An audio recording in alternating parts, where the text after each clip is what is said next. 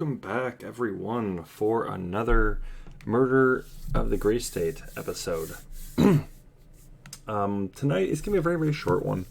We're mostly going to be going over the data we have, and I haven't completed this yet, but I want to go and take a look at frequency, meaning how often David is posting was posting in his journals, and what dates are missing, why these might matter. This coincides with the timeline. And so far, I have been finding somewhat true, but we're not going to look at the timeline tonight. We're just going to look at the data that I've got down so far, and we're just going to speculate a little bit. But there's definitely some infrequencies. We'll see that he roughly, you can see right on the screen, roughly posts once a day. If you account for every single one of his posts, and if you spread them across the month, he was posting once a day. Roughly. You'll see that right here I have the days he skipped per month, and how many entries he did, and you'll see that he progressively gets more from what we got so far. So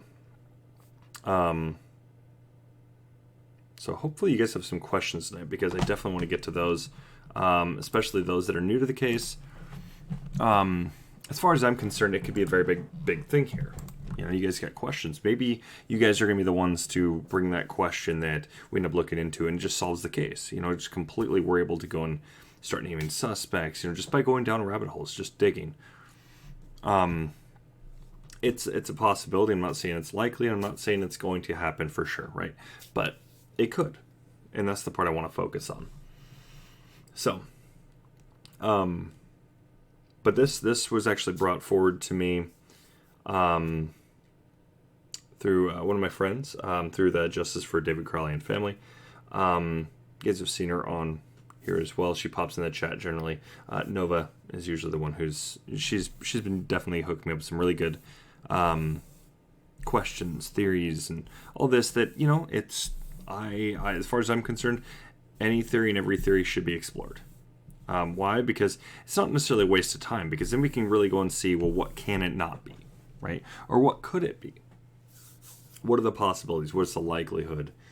Things like this. So we can actually start exploring numbers, especially when we're like to the point where we're looking for who, when, exactly. And even then, we've pretty much got the when down, but we've already got with what for the most part too. I still have questions about what killed them.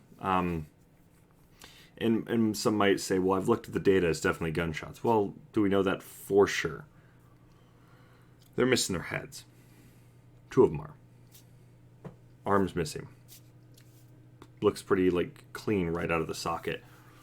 I looked into that too, so we'll explore that probably tomorrow night. Tonight was actually supposed to be cryptography.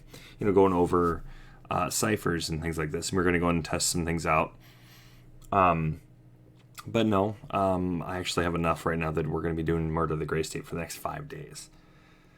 Well, probably the next 3 at least, potentially this weekend as well, but yeah. So, any questions thus far? If not, I'm going to start digging. Okay, so we're just going to stay on the screen just for the time being, and I want to take a look at this here. So we know he started his journal, as far as we know at least, based on this, right here. He started this back in April 13th of 2014. So, and even then you go over what he's saying here, it kind of makes sense based on how he's writing this. So if he got this April 13th, 2014, this is his start date. Just, once again, cannot prove or nor disprove. This does appear to be it right here is the start. Just that appearance alone, based on what's said, we could assume. But the question is, why does it almost seem like there is some scrubbed journal entries? And I'll bring up some examples here right now. You know, for instance, same picture, 2 different days. That's a little odd, but I'm curious as to what is going on with that. Okay, because 1047 Ramsdale, 1051. And we know this comes down to cell data. So this is where the cell tower locations, they're the ones that are going to be playing a key factor in this. And I've done some decent amounts of tests now with the one journal, and it does appear that you can just go and delete journals, and there will be zero record of them. It even gives you the prompt, are you sure you would like to delete said journals or entries? Because that data will not be saved. Well, that's why I want to take a look at the frequency here. This is where this matters. How often is he posting and how much is deleted? And then we need to look at said months. And we need to see, this is where we get into the cell phone data. This is where we get to go and see key events. They could play a factor in these journal entries. Now, if it's a big thing for David, you'd figure in his journal he's going to mention it. But there's some things that are left out. And one of my next TikTok videos is actually going to be on another person of interest that I want to explore. And I'm still exploring the legality of what I'll be posting, or what I'd like to be posting, and what I'd like to be talking. But it does concern Sean Wright. Now, like I said, person of interest. Why? Well, he's spoken of negatively in the journals. But then you get this almost aggressiveness when he's responding to Greg and Dan and all this, just with threats. Very, very adamant about pushing this narrative. Well, we can prove without a doubt David didn't do it. Well, I can't. Some of these things that I'd like to talk about, I can't. Because at this point they're hearsay. Or people were allegedly sworn they're not supposed to say anything. Okay? So I can't say anything about what said data is. However, there are legal documents I would like to explore, especially concerning his little Facebook post. Now, because he's talking about the legal side of things, as far as I know right now, it is legal for me to completely share said information. I'm not saying like all like the data on there am I going to be sharing, but I would like to go and explore some things. Am I going to be exploring a like posting a whole lot of mugshots and everything? No. This is more about what the person had been in court for. I would like to post. So that's why I'm going to be looking into it and seeing what I can post. But it almost looks like there's some areas in the journal that are scrubbed. He's one of the people that was supposedly very, very close to David. Between him and Mason Hendricks, these two people of interest for myself. They are people of large interest. Well, that and then Danny August Mason, of course, another person of interest. I have a laundry list of people of interest, right? And they're people of interest because I cannot legally say A, they are a suspect, and B, I'm not an officer or an actual full-on police detective. But I'm trying to avoid some things like, for instance, libel, slander, as that's where you get into legal issues. So I'm not going to call them a suspect by any means. But the list of people that I would say I'm interested in when it comes to this case, and I mean, I'd be game even to go and speak with them and actually go and talk with them and see where what their take is on the data. Because I mean, the data, I mean, it's fact. It's not it's not opinionated by any means. And this can be proven. So, also by Friday, I'm looking to also have full analysis of the mold, as in like size of it and why that matters. And we'll get back into that. There's going to be a lot we're going to be covering on Friday. That's going to be kind of like a multi-piece show, if you will. We're going to be talking about multiple different things. So, timeline, of course, will probably be in there, but as it is in most episodes. But there are a list of people I would like to speak about, because there's some curious data that the police collected that they didn't follow up on. At least it doesn't appear they followed up on. Danny August Mason. And once again, these are curious people. They're people of interest. Keep that in mind. Just want to make sure that is clarified. Danny August Mason, Joseph Seaton, Mason Hendricks, Sean Wright, Dan Crowley Jr. Sorry, Daniel Crowley Jr. Even Dan Crowley Sr. I've got questions. I would love to have a conversation with this man about it. I'm curious about these journal entries. I'm curious about some of the things he said that they were in there. And then, of course, I would like to also speak with, there's a couple detectives. I don't remember which detective it was, but they spoke about, I want to say it was Booth. I want to say it was Detective Booth. Could have been Detective Bone. It was somebody on the investigation, obviously.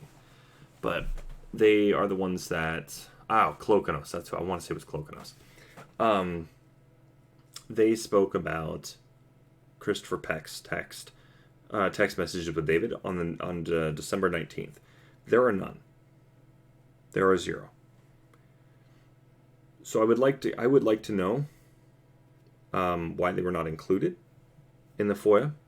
I would like to know the data about that. Really, like what time, and all this. I would like to know all that data. Why? Because the thing is, they excluded it, and it's not even in the. I mean, it's not even if they actually have it, it's excluded.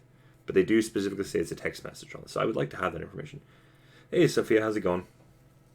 Yeah, expect 3 Murder of the Gray State episodes this week. Tonight, tomorrow, and Friday. But yeah, we're just going to be covering journal data tonight. I just want to go and touch up on a few things. I have I got to look at the legality of it, but I have a Sean Wright person of interest TikTok I'm going to be putting together. So, and then on Friday, I should have the mold data fully analyzed, measurements and all this and why that matters. So we should actually have an actual time of death down to within maybe an hour or 2. So should be good. Yeah. I'm trying to get the measurements because that will actually tell us how far along the mold growth was. And according to forensics on this, once we get that data, we can plug into an equation that will basically give us some time of death within about an hour or 2. So it's in those reports I post for all you guys to see. Oh yeah. So that comes back to Sean Wright. There's some legal documentation I found. I'll talk to you after the show about it. The show's only going to be probably another 20 minutes or so. So if you have time after, if not, we can talk about it tomorrow. Either way, there's some things that happened before he even. Oh, hey Mary, how's it going? There's some things that happened with Sean Wright that were before he even moved to Minnesota. All I'll say is Alaska. So hopefully you guys are familiar with that.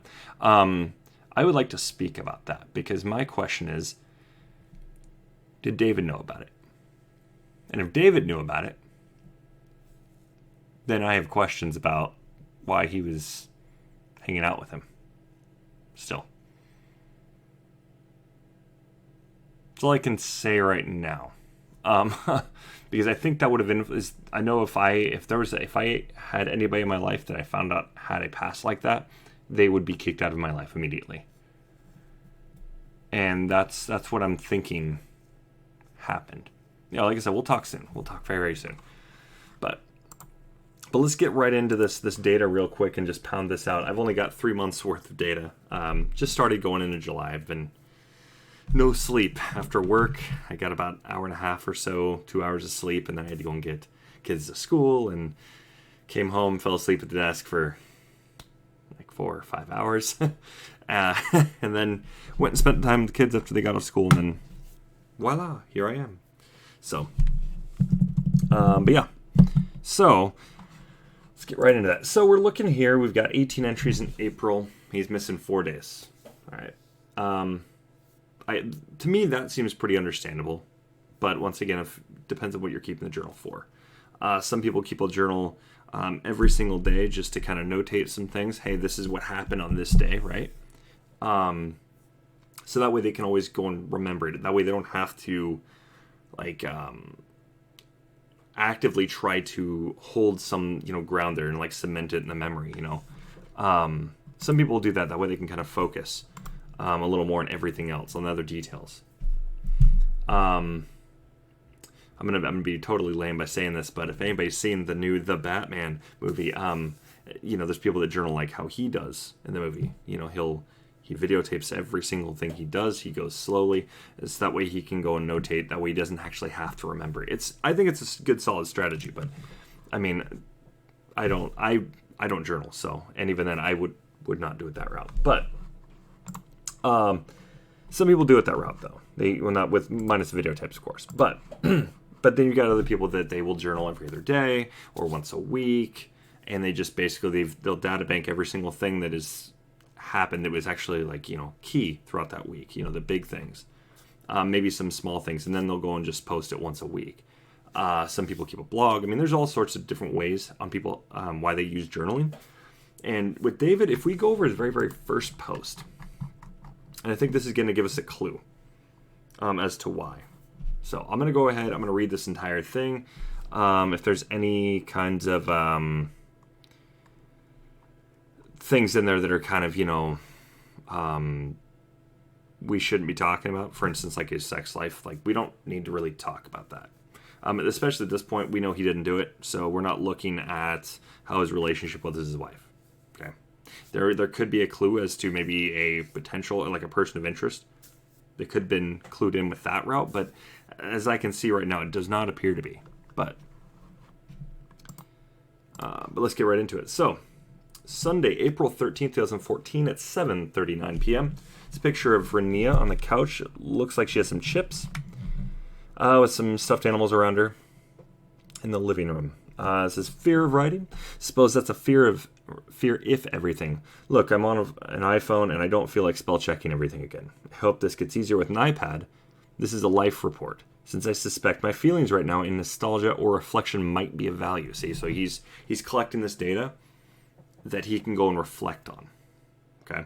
Now, there's other clues as to what this could be used for later on, as like a timeline, kind of something his daughter can go and take a look at when she gets older. So the point is to write. A lot of things to be afraid of here: grades, judgment. This will never be Aster as good as what I used to write. This is the epicenter of fear. I can't even anything down on paper. And I said to myself in a litany of self-deception as I penned two completely different drafts of that hulking wretch of a project, Gray State. This is where we get the hint that he's written two of them. Two different drafts. Did you ever get sick of hearing about it? Christ. Poor miserable F. No one believes you. Except for all the important people who did, and still do. I suppose confession is important on some psychological level, but perhaps this will spoil the tone for every following entry. Gah, negative Nancy. Got to soul yourself to see. Anyway, strengthen the skills, branch the mind, open what is closed, tendrils. Do you see them? What use? Of space. Understand, your life will me if you do not lose the fear. So write every day and expand your craft. God, the world still goes unwritten. And there are no end to the possibilities or combinations. So write all the time. This thing will make it sun easy. But you suppose autocorrect will ruin much ere the day ends. I mean, I don't think I really need to keep going. Okay. This right here I feel is enough. He's even saying he wants to start doing it every day. So missing a couple days, it seems fair. However, that month is a bit odd. I'm going to bring up the timeline. I think it needs to be brought up right now. Let me get that real quick. Just take me a second. Twitch, there we go. Cases. Here it is.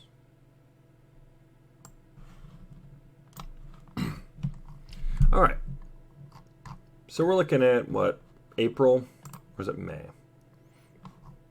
April. Oh, wait. No. May.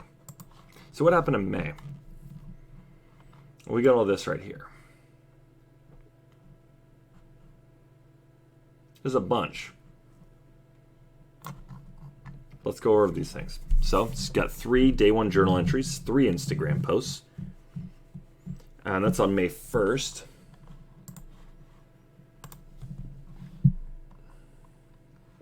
On May 1st, he's got, so we got our 3 journal entries. Now, this is where we also get a very, very weird one where he posts coordinates rather than actual address. And then he's got the addresses as follows. Okay, so we got that. That's accurate. May 2nd, we got a day 1 journal entry and 1 Instagram post. 1 journal, and we know the Instagram post. All right, cool. May 3rd, day 1 journal entry, 2 Instagram posts, 1 included Joseph Seaton. So we got here, but this has got no location data. Now this is something you have an option for, and I'm planning on getting some screenshots and actually doing a little quick walkthrough. Possibly tomorrow we might do that. I'm also planning on doing that on I'll probably just do that tomorrow.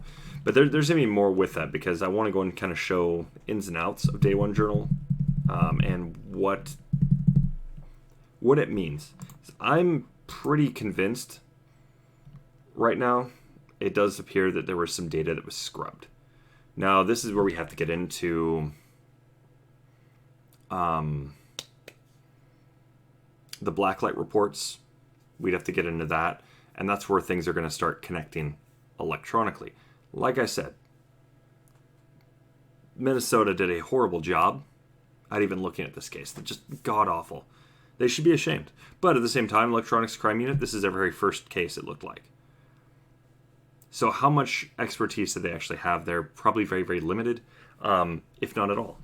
They knew, okay, we need to have this, and this. Now, how much of that were they actually good with? How much of that were they actually savvy with? And chances are it's pretty unlikely that they didn't have a whole lot. And you'll see there's chunks of data that are just gone. But you are given the option through Day 1 Journal to post location or not. So why you didn't post it, maybe you just posted something real quick. And we're going to go and take a look at these because these could matter. So we're going to take a look right now, 4/18. So let's see, the 18th.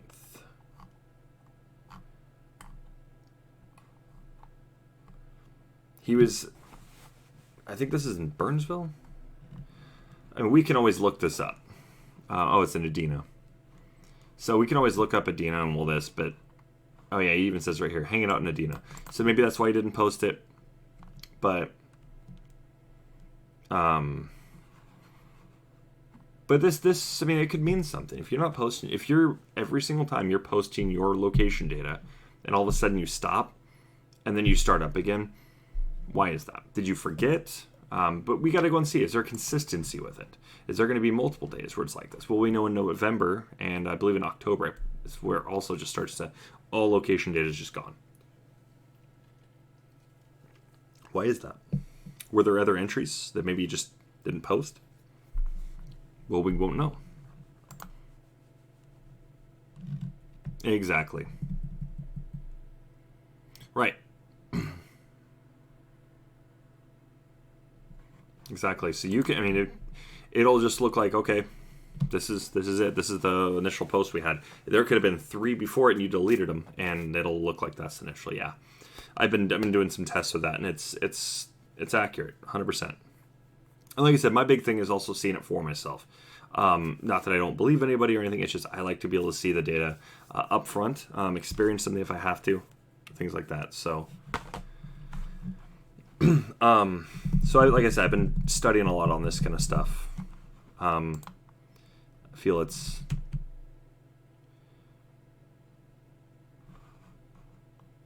that's new to me because I was doing that. I was leaving location data and all this, and it wasn't leaving that. So maybe I'll have to go and keep doing it longer. Oh, I agree. I mean, like I said, right now at this point, we know for a fact. It's not a matter of opinion. It's not a matter of, we're seeing what we want to see. No, the data already, it states already that it was impossible for David to have done it. and then Kamel to go and shoot herself 2 to 3 times in the head, depending on what you're seeing the data as. Of course, it's like I said, the 2 we know that they say in the medical examiner's report shot twice in the head. I've got a question about the third bullet, of course, with her DNA on it, but I will definitely be having to go and test a little further. So that is an interesting find right there. So maybe he wasn't posting the date or the GPS and everything. But yeah, we also don't see a whole lot of that. But I mean, I think there's a way. I think there might be a way around it. But I'm gonna go and I want to double check for sure. But it does. But like I said, the frequency of these posts are also curious. He's got days where he's going 1, 1, and then 3, and then he's got days where he's got 2, 4, things like this. He's even got days where he'll go a couple days just 2, 2, or things like that. So, we can also go and start tracing, based on location where he was at. So, for instance, we know right here. What do we got here? The 16th. Well, if we go to the timeline. That was May 16th. Mentioned being in the area, or Joseph Seaton's mentioned being in the area, and then he says Los Angeles is in the cards for all of, it's in the cards of us all. Weird, but we've got here. So I'm actually gonna be able to edit this here. It's a 15.5-hour trip if you drive nonstop, and that's and they drove from Minnesota in the black Toyota Corolla, allegedly. So this we're actually going to be able to go and edit out a bit because the date they left, it looks like it was either the 16th or the 17th, and you figure 15.5 hours. Then you go over the data here. We've got 3 hour time gap here. And we have a time gap here that we can't quite account for. And like I said, just quite yet. Because then you got the phone calls. They're going to also be able to tell us some things. Why? Because then you've got location data on that. And then we can start testing location data. As that matters. So they're traveling, that data is going to go and pinpoint elsewhere. And we can actually start tracking where those towers were. Right. And that's 100% yes. Anybody could edit these posts and leave, just completely get rid of them, and they would leave no trace. So, but this is, like I said, there's connection points. This is a giant spider web. It's just people need to see the connections. Everything connects to the timeline. So if this is going to be where everything connects, this is going to be our dead center. Everything connects to this. We've got the phone records. We got the journals. We've got the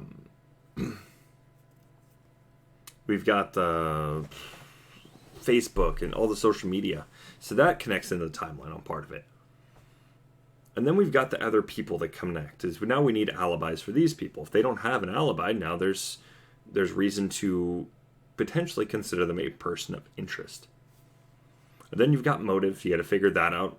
Why would they have any reason to do something? And then, of course, you've got the means. How would they have done it? Or, with what? And then, of course, you've got to go and look at opportunity. And if they have no alibi, they have opportunity, technically speaking. But they need to also have verifiable alibi. If they don't have a verifiable alibi, this is what I'm saying. The police over in Apple Valley, they suck. Sorry, when it came down to this, they sucked hard on this one. And like I said, we know they were good on the Pencog case, which is like just a year later. So if they were that much better, were these all brand new detectives? Oh, wait, no, we know that answer. No, they weren't. These guys were not brand new detectives at the time. They've been detectives for a while. So then it comes into, we'd need to see a case prior. How did they handle it? And I'm still digging on that one. Because once we get that, then we've got 2 things we can compare, and then we can take a look at how they operate on this case and look at the difference. It all comes down to data. So,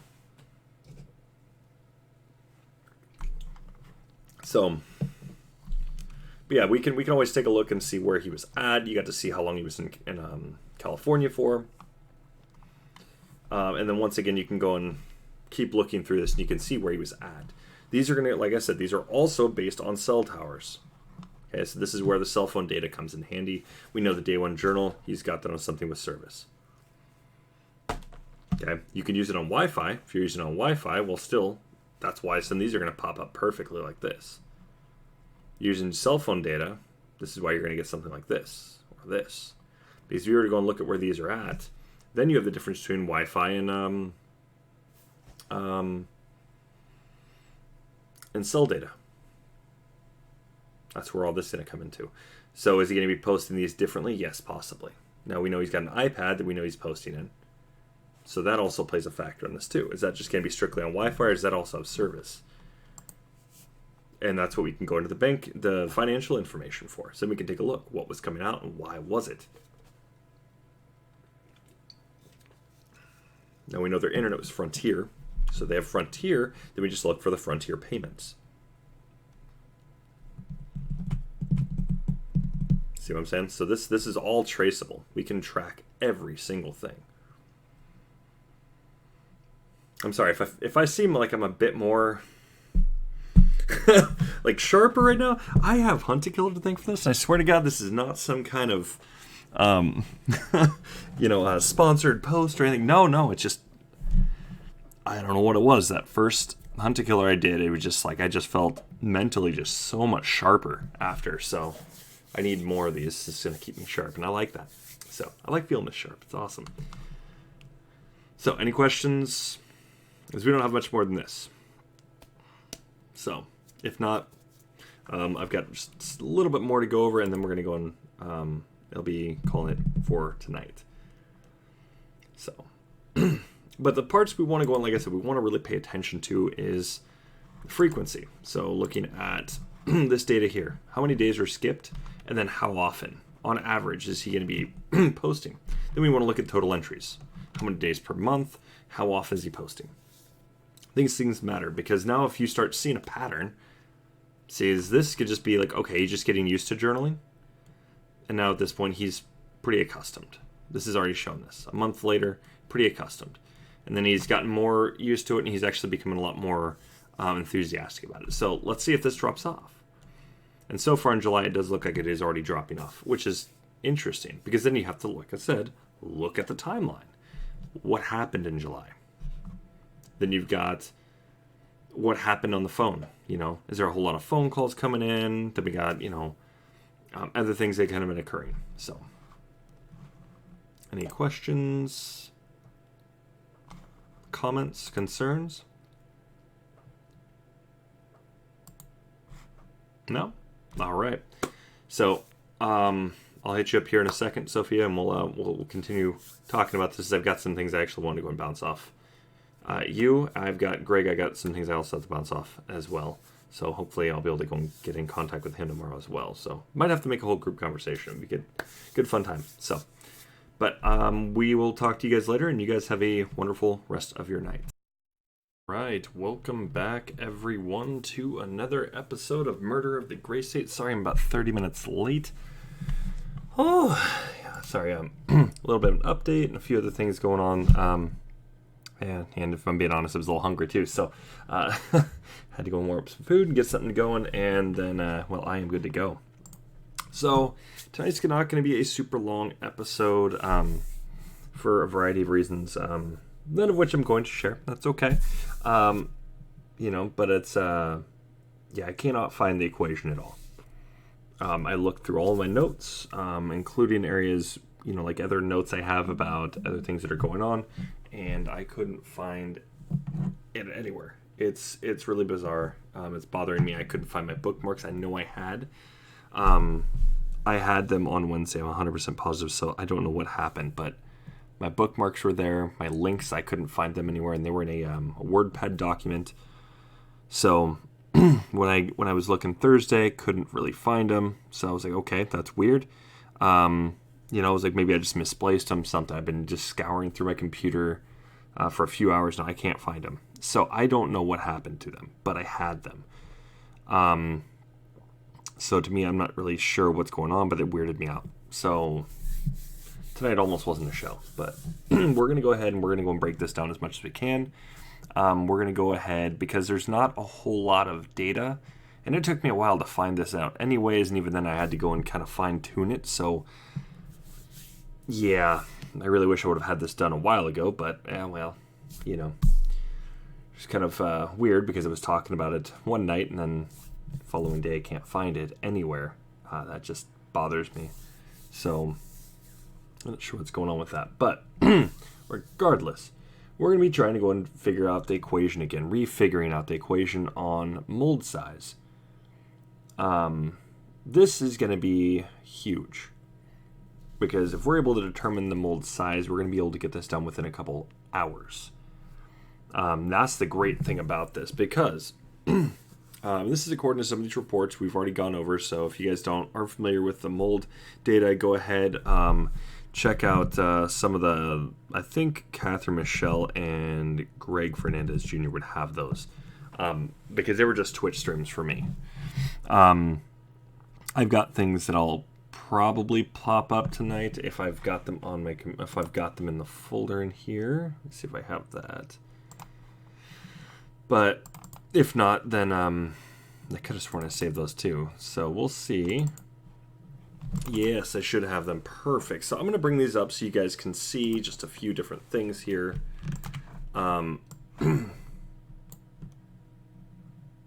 So that was going to make me do it one by one. All right, cool.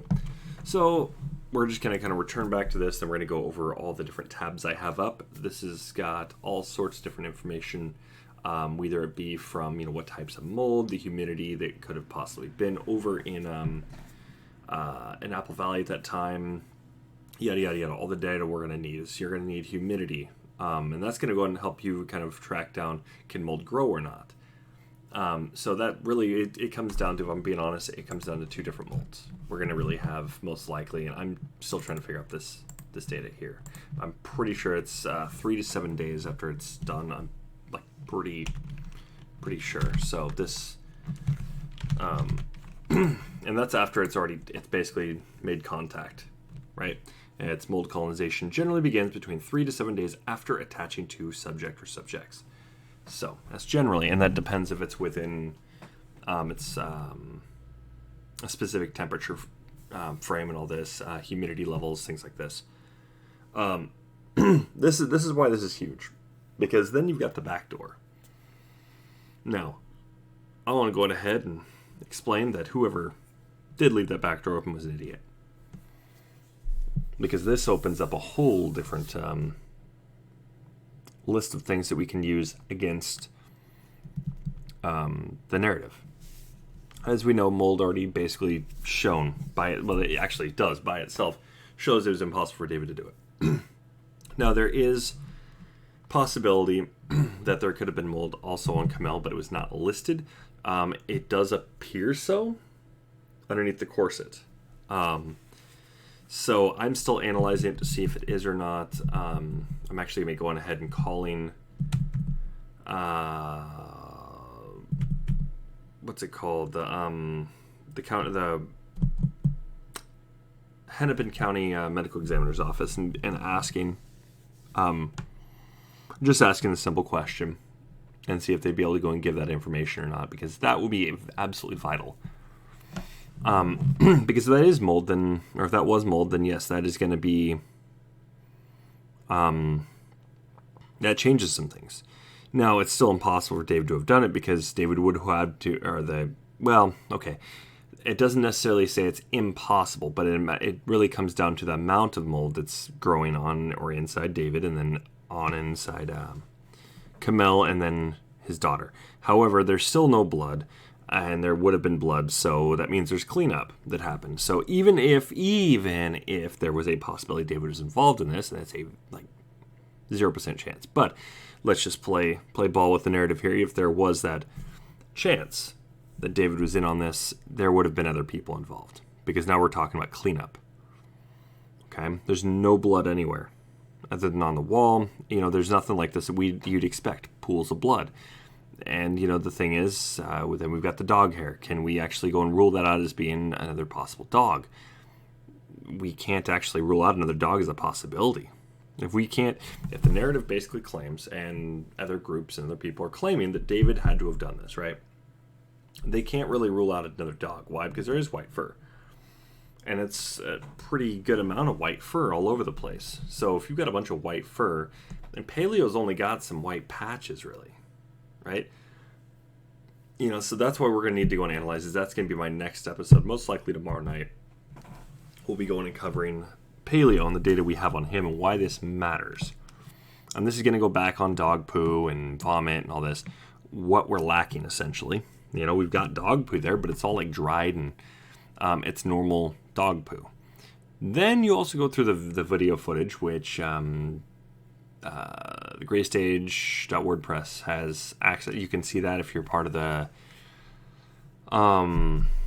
Justice for David Crowley and Family. I believe it's on there as well. You can go through the footage, and keep in mind, it does appear to have been edited after the fact. So chances are this could have been Tony Floyd, whoever that is. And you know, or somebody else that could have maybe edited it. You know, we don't know. But it was edited, and it was poorly edited. You can see this is definitely, I mean, it was very poorly edited. You even get to see the blur literally shoots across the screen just to go and rush to go and cover the family. It's really bizarre. Really, really bizarre. But it's almost as if the bodies were floating. Ugh. We know that's not the case. It was just a blur that went over it, and you can actually see that. It's really, really interesting. I want to say there's ways to kind of undo a bit of the blur.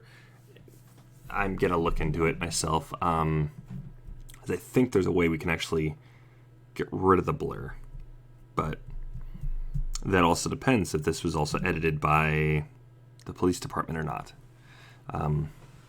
Which is, from what I understood, it's also illegal to start editing those documents. So, I digress, though. And that's also, like, that's just stating, basically, you can't get in, don't go in your PDF and then start editing, like, numbers and what was said and all this, and then producing, you know, like, this is the real document, but it was edited, right? It's different if you redact things. That's a different story, right? Like, redacting numbers. Like, I'll put redactions, but I do mine through Photoshop when I do that, and I'll cover it with the black brush. Can't see it. But I digress. But we're gonna go ahead. And break this equation down. What we need to have. Now we know that the big thing here, the ideal temperature we're going to be working with, is not even an ideal temperature. This is the temperature we're working with in the home, 68 degrees. Okay. But then you've also got the humidity levels we have to work with. Now, for this to be possible, the humidity levels can actually be pretty low. And how do we know this? Well, right here. So its sensitivities of any heat is beyond 55 degrees Celsius. Okay. So what is beyond 55 degrees Celsius? Well, you end up getting a calculator here. So if we're looking at Celsius here, if it's 55, it's 131 degrees. Okay. So we got 131 degrees to really work with, and we have to get to 68 degrees. So we're looking between 20 degrees Celsius and 131 degrees Celsius. And if you were to go and look, that's really between, 131 degrees Fahrenheit, or 20 degrees Celsius and 55 degrees Celsius. That's what we have to work with.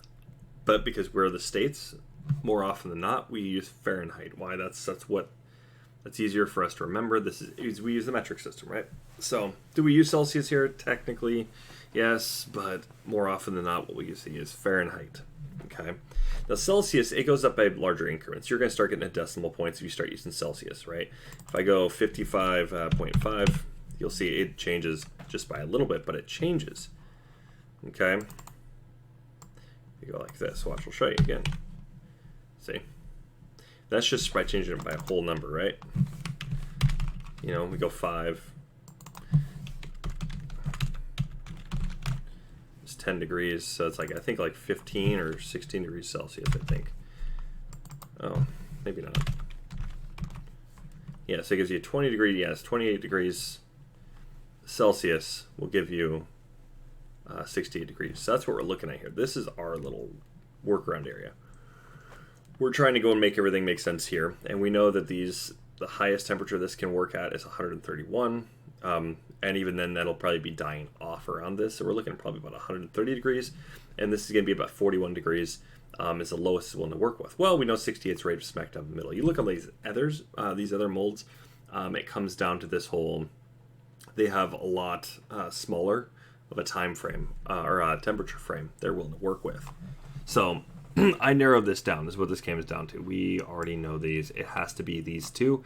They're also commonly occurring, which is the one you also want to pay attention to. Okay. Let me just go ahead and fix that. You also want to look at color, and that's another one that's also an identifier. These two, that's where you're going to get your color. Plus, then you also have the temperatures and the commonality of it. Once again, for commonality, let's go take a look at it again, what it has to be.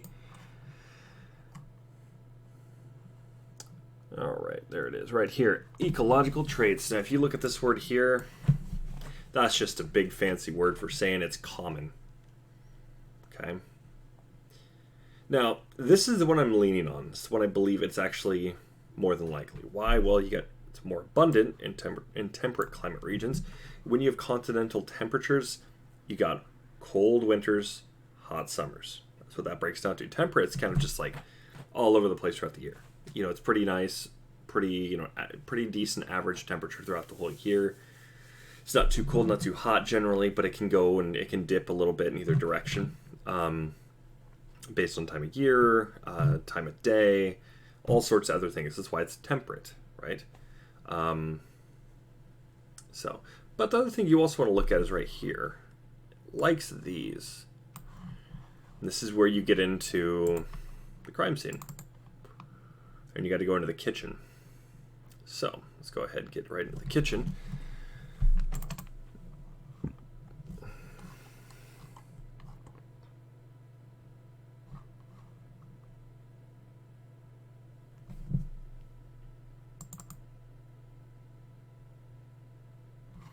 And you can see there's food up here. You got kiwis over on this side.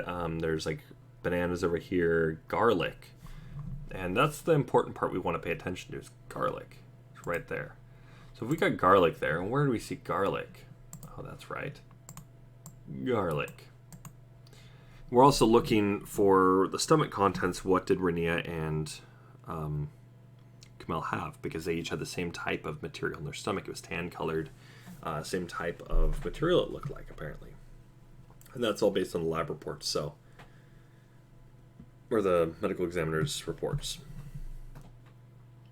So, and I'm still looking around, what could this tan material be? There's a lot of different things that it could possibly be, but we're most likely looking at something from, I could see, it's like breads, but they also had some type of curry.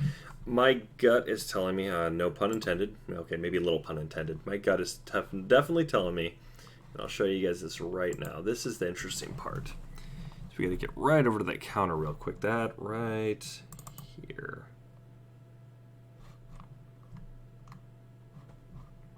This, I believe, is some type of curry. And if this is a curry, if I'm correct, here is a tan. This would definitely turn into a tan-like color.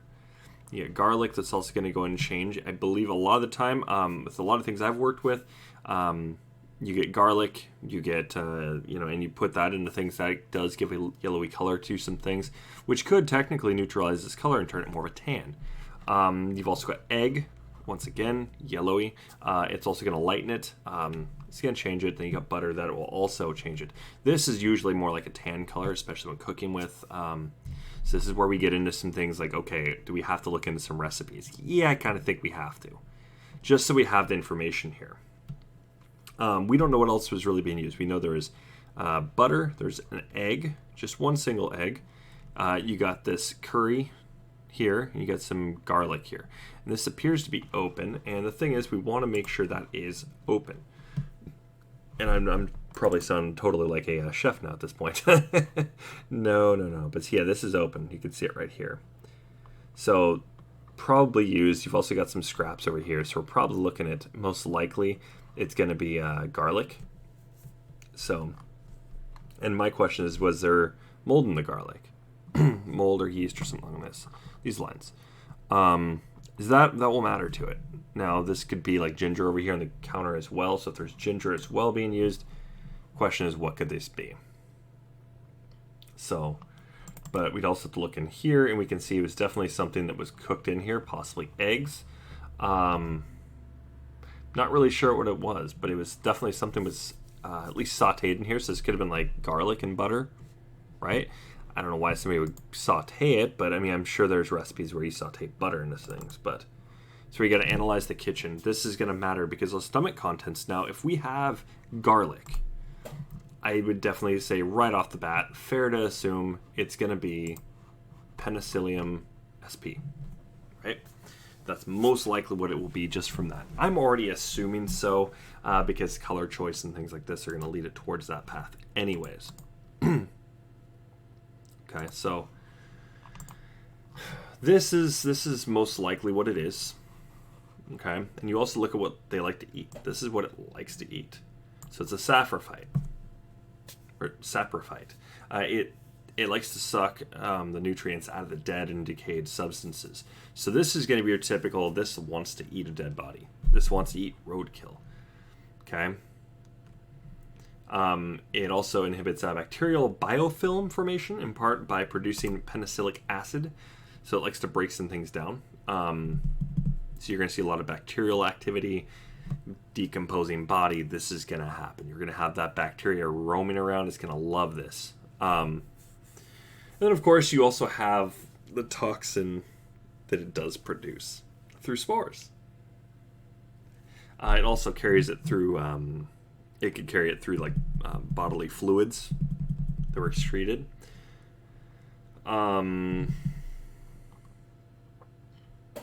But yeah, I mean, we have to break down some things about this, but we're gonna try and get to the equation tonight as best we can. There's a lot of information we have to cover, and we're only gonna be streaming for, give or take, about 41 more minutes. So, as best we can find, we are going to break this down. But this is where these things like this matter. So we have to go and look at this right here. So we already know it is noteworthy. But it plays a role in the determination of the time of death, burial place, and time of leaving the body where it was found, and cause of death for like hallucinations and poisoning. And forensic mycology is considered an auxiliary method in the determination of the time of death, just like forensic entomology. And actually to show that time, basically when forensic mycology would be used, if you don't have forensic entomology, you will be using most likely forensic mycology as a backup. It is considered more or less a backup to forensic entomology. Forensic entomology is going to be like the study of maggots and beetles mostly, and flies. Anything that's going to be any bugs that are going to be involved with the decomposition process of the body. So this also matters on what part of the country and all this, what time of year, what time of day or night, things like this. These all matter. A lot of the times, like maggots are going to be there more than likely. Well, in this case, there was none. It's too cold. Now, could flies have been in the home? If they were hibernating in the home, they could have been in the home. That would have been the only thing, but it doesn't appear so. Okay, they would have talked about there were maggots or something like this. There was none. There was no use of forensic entomology at all. Okay, if they used it, they would have talked about it. They did not. So what else do we got from this? Determination of the fungal groups to help establish the time of death. Okay. Determination of post-mortem intervals from mold growth on corpses. Providing trace evidence linking people and objects with places. So, could this have been done outside? Well, it doesn't appear to be. And we also know they were also in comfortable clothing, so therefore it goes back on what we've already talked about. So we already know where they were killed. It was in the home. But where? Right? They were comfortable. So either they were abducted during a comfortable time, but that doesn't really make any sense either, because then you've got the food and stuff on the counter. This was done there in the home. My gut is telling me there's somewhere else in the home this could have happened. Why? Because where else would the blood drain? Best way to go kill somebody, right, would be to cover plastic, right? Using plastics and things like this. But then you also got to go and make sure that, like, you know, could they have been killed some other method, right? Were gunshots for sure happening? They could have, and they very well probably did. However, now you also got to account for some things. Were they killed in, like, upstairs in the living room? I mean, it doesn't appear there was any scuffle, per se. Now, Renia's room is the one where it almost says there very well could have been a scuffle.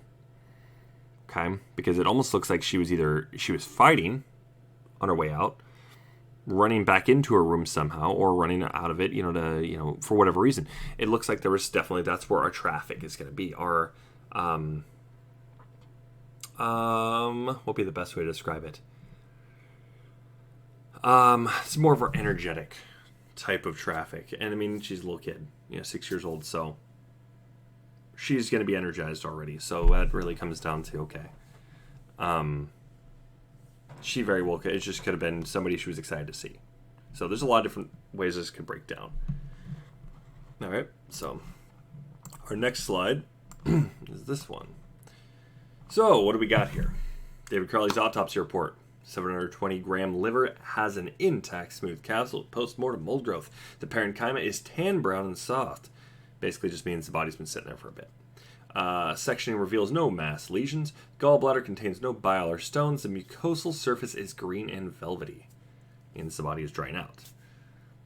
Okay. Then you got Rania's. 190-degree liver, or not degree, gram liver has an intact, smooth capsule with post-mortem mold-like growth. Boom, both got mold. Parenchyma is tan, brown, and soft. Okay, that matches. Section reveals no mass lesions or other abnormalities. All right. Gallbladder contains a minute amount of bile and no stones. Okay. The mucosal surface is green and velvety, so that matches. So she had a little bile. Oh, she's a kid. Maybe she ate something that she's not fully agreeing with. There's a lot of different reasons why she could have some bile in there, right? But let's just give a little perspective here, like you can see on the screen here. All right, a young woman was found dead in a flat in West Yorkshire in January 1996. The forensic pathologist noted that there was some mummification and skin slippage, and it was necessary to determine how long the woman had been dead before her body was discovered. There were bluish green and gray mold colonies present, and the West Yorkshire Police Support Service took swabs from these, and then measured the sizes of the bluish green colonies over a period of 28 days. An experienced medical mycologist studied the growth rates of the fungi on 2 artificial media at a temperature similar to those where the body was found, which is around 4 degrees Celsius, and at a room temperature at around 21 to 24 degrees Celsius. After comparing the growth rates, the mycologist concluded that death occurred a minimum of 3 to 4 weeks prior to January 16, 1996, when the area of growth on the right cheek was measured. Okay. Now, we also don't know how long it took him to do this, but it was 28 days. They waited, but basically said it was 3 to 4 weeks prior to this. Okay, so she'd been there for a bit.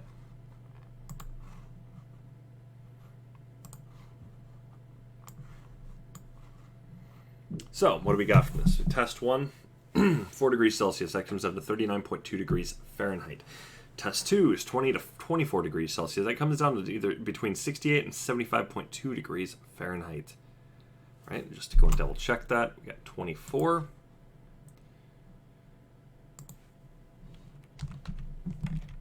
Yeah, see? All right. What was the Crowley residence thermostat at? Oh, that's right, 68 degrees. Now, what they basically are saying here is this work contributed to a man being convicted of murder and sentenced to life imprisonment. You can see where it's from. Forensic Mycology, Current Perspective. So it's back from 2015, which was also the year David and Kamel had died. They weren't killed, during December. At least on the 26th, like they were being led to believe in all this. No, they were still alive.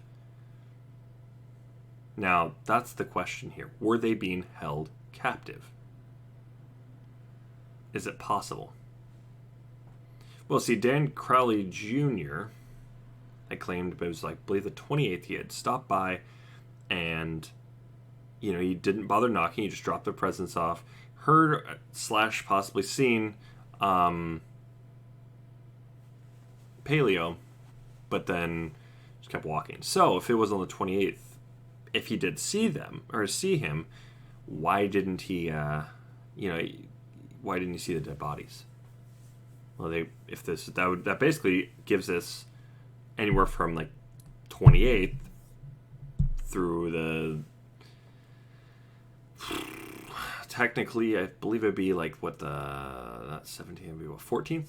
But even then we can narrow that down. We know that based on decomp time, it comes down to it's like early January. And then you've got other things, other factors that play in. And it looks more like it's probably closer to like the 2nd. And that's just based on just a guess. That's not even using the equation. That's using actually, it's somewhere between the 2nd and 4th. This is what I got just from, based on how long, like just the decomp and all on the bodies. Doesn't include the mold. The mold will actually narrow that down even further. So let's continue on. All right, and our final one is right here. So forensic mycology, is it noteworthy? Yes, it is, and this is why. Okay, we know the order of deaths. It would be Rania, followed by David, and then with Kamel. Now this could possibly shift. It could actually be Kamel and then David. But this also depends on a few things, right? And the time of death, or of each death, can be closely approximated based on growth data. So this is something we can use, okay?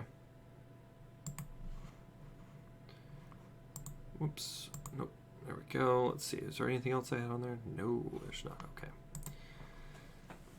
But yeah, you're going to be able to get this down here pretty quick within just a few hours of the time of death from what I could recall.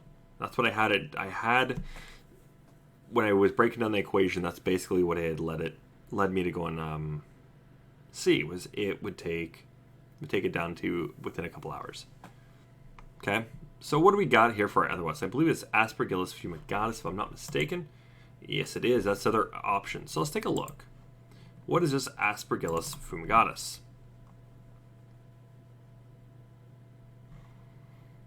Okay.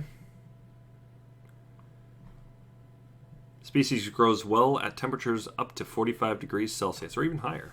So what do we got for 45 degrees Celsius? All right, let's take a look. 113 degrees or higher. And that's going to be where it grows best, according to this, right?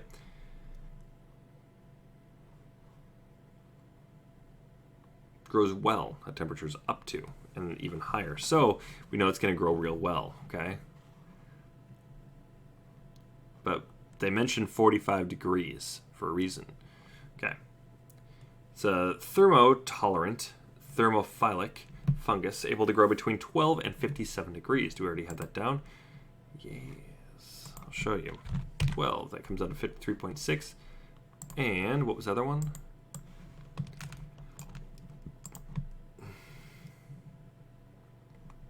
$57. So up to 134. That's where it's going to grow best. So 12? Is that what it said? Yeah.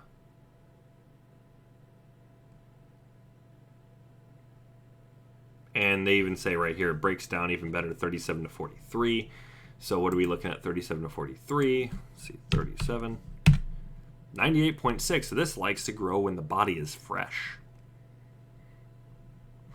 This likes to grow when it's already dead. It's decomposing.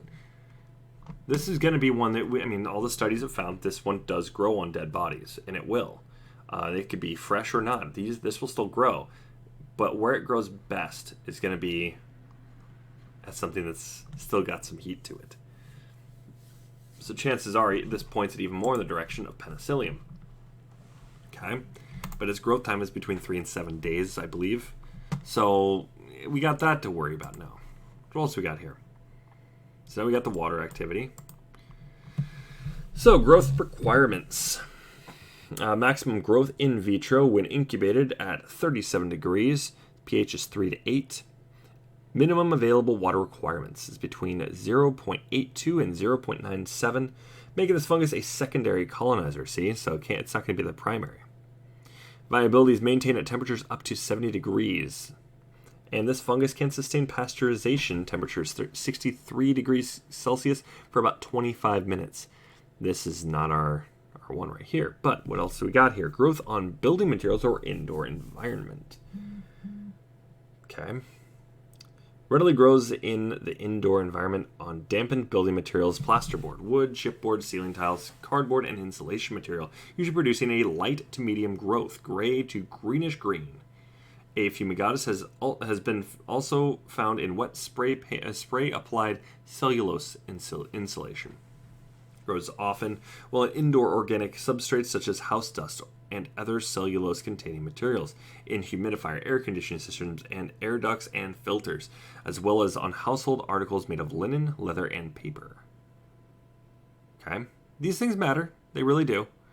But you can see this doesn't really work. This is a secondary. Now, we know that fungal materials, mold, it could be multiple different forms on there. And that's also what matters we need to take a look at. So what do we got on this one? So growth requirements. It's a mesophilic fungi growing between 5 and 37 degrees Celsius. Optimal is between 20 and 30 degrees. So there we go. There's optimal. It's in optimal conditions. So this is where it's going to be growing fastest. Maximum growth in vitro is obtained at 23 degrees Celsius with a pH between 3 and 4.5. And it doesn't have to have a high water activity. Okay. Penicillia have been found in up to 53% of contaminated homes before remediation in significant amounts. They like to colonize absorbent materials such as wallboard, insulation material, fiberglass duct liner of the HVAC systems, and carpeting.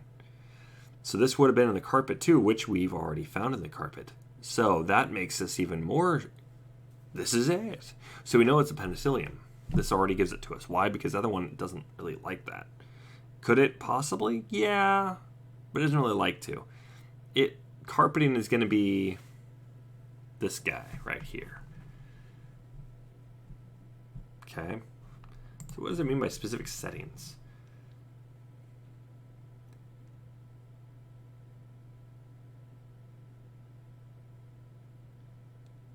Yeah. This is definitely our guy. So, and what's it look like? Ooh, that looks like what's on the bodies. Now I can't show that, so don't even ask. You can see what it looks like, and it's on different materials here. What do you got here? Oh, and look how it grows. That's what's on the family's bodies. Okay. I'm just going to go and highlight because this is what it is.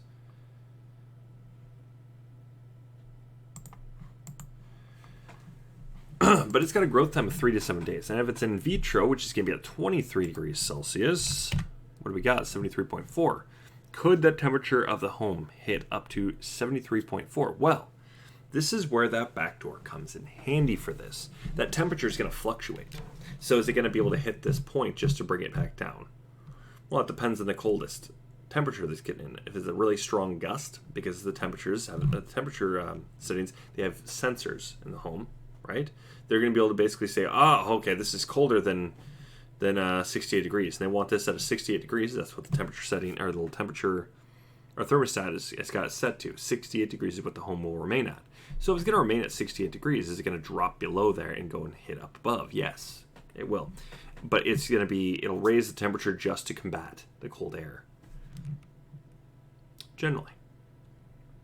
So, things to consider when it comes to that. Questions, anybody? No? Okay. All right. So, we got another 24 minutes, so hopefully we're going to be able to start busting this out. So if we got 3 to 7 days, now we have to look at the timeline here. We got 68 degrees is what the home is at. And I'm going to seem like I'm very, very all over the place at this point. Don't mind me.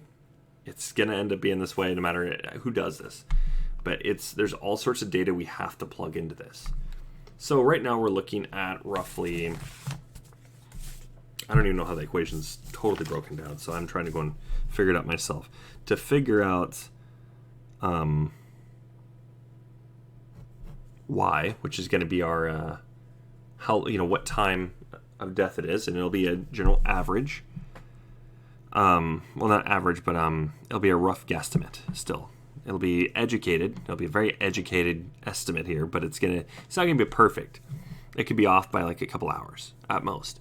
But those couple hours, do they matter? They do. They do. Now we know that the mold takes between 3 and 7 days to actually take hold. Okay. So is it possible David could have based on just mold data alone, would have been possible that David could have killed his daughter, wife, and then killed himself. Or there have been a pact theory. And they, David or Kamel, one of them, killed Rania. And then Kamel failed on killing herself, right? And then David finished the job and then killed himself. There's that possibility. We can't rule these out just with mold alone. If that's all we had, mold could determine that the pact theory is technically still possible. But then you have to account for the blood. There's no blood. So we know that they did not do this. But the order is the thing that can change. So, if we've got our temperatures going between below 68, is this going to go in, it's going to range. It's going to go...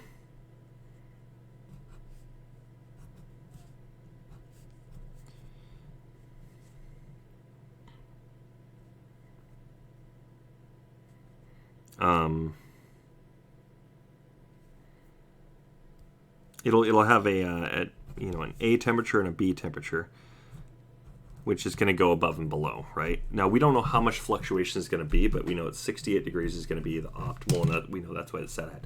So we have a few equations we have to kind of break through and kind of figure out. Are these going to be like perfect equations? No, not 100%. Basically, it's looking like this.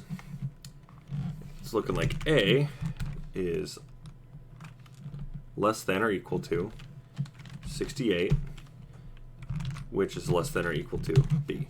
That's the first equation we have to figure out. How high does this temperature get? And so we've got this. We don't know what A is. We don't know what B is. That's the thing. We don't know what A or B is. But there's a few things we can figure out because humidity plays a play in this on temperature loss, right? If you got a high humidity and it's cold out, could that cold attach to it? Possibly. As we know, heat is it seems to be a lot easier to go away. You get a little cold air and that can totally just drop, and I mean drastically drop. So we'd have to figure this out. As I believe it's high humidity, it can get a lot colder faster. Low humidity, the cold doesn't really stick around as long. Basically, it's like you get the little breeze. So this is what we need to figure out. Is it high humidity or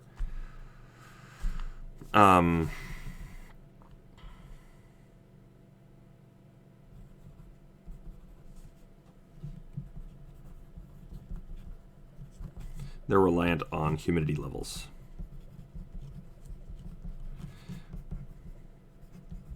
So we have that to figure out. Like I said, we have quite a few different equations we have to break down just to get this answer here. Okay, so that's the problem with this. I had it all figured out. It was just plugging in a couple numbers, and I should have had it, which is my laziness. I should have did it when I did it, and so that's my stupidity. There's my stupid moment, if you will. So, but we have this equation to break, and then we have to go and figure this one out, which is, it's like y equals whatever, such and such stuff. But so we need to know the temperature range, but it comes down to something like I believe it's y equals and this is all here,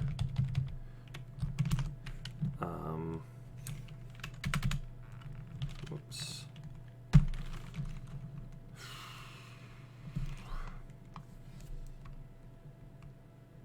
what's that?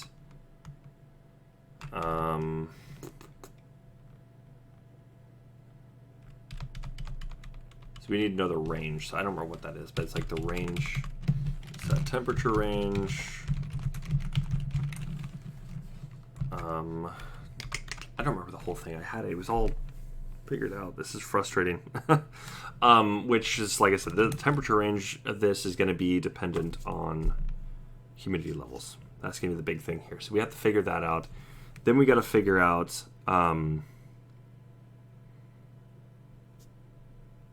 the size. So then we got to determine how much is it grown, or like how big is it, and then we have to go and figure. Okay, so 3 to 7 days from there, then we have to start figuring some little bit of guesstimate in here, right? We got to figure out, okay, well, how much did it grow? Okay, because the indoor setting, now we have other things that affect it. Cold temperature, now how often are these gusts coming through? We have to kind of figure these things out.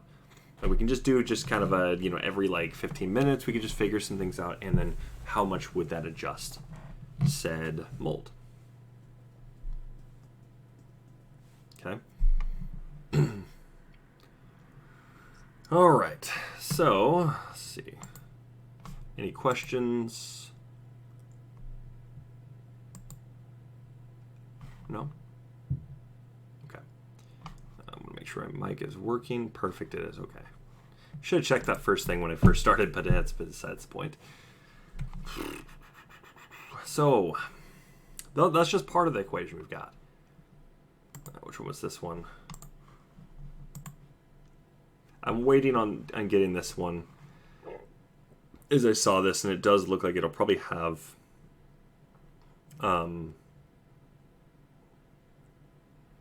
whatchamacallit. This will have some answers for us in quite a few different things. So hopefully I'll get that soon.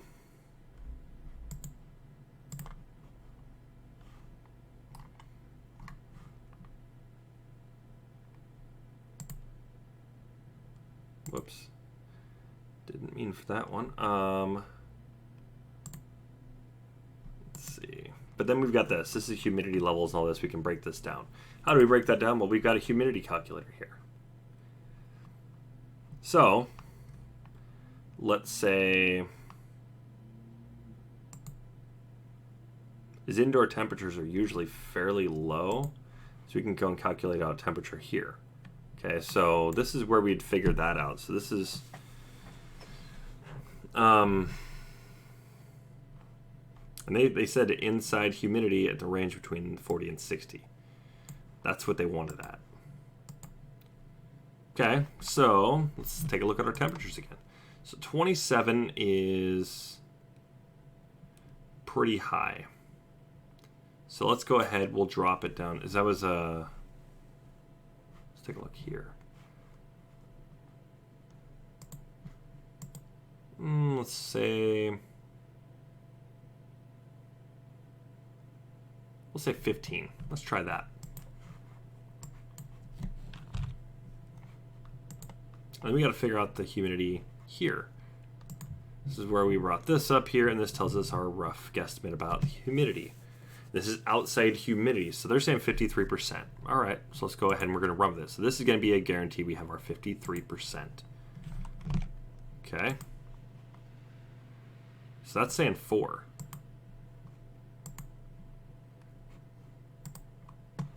Okay. So if we have 4 for humidity,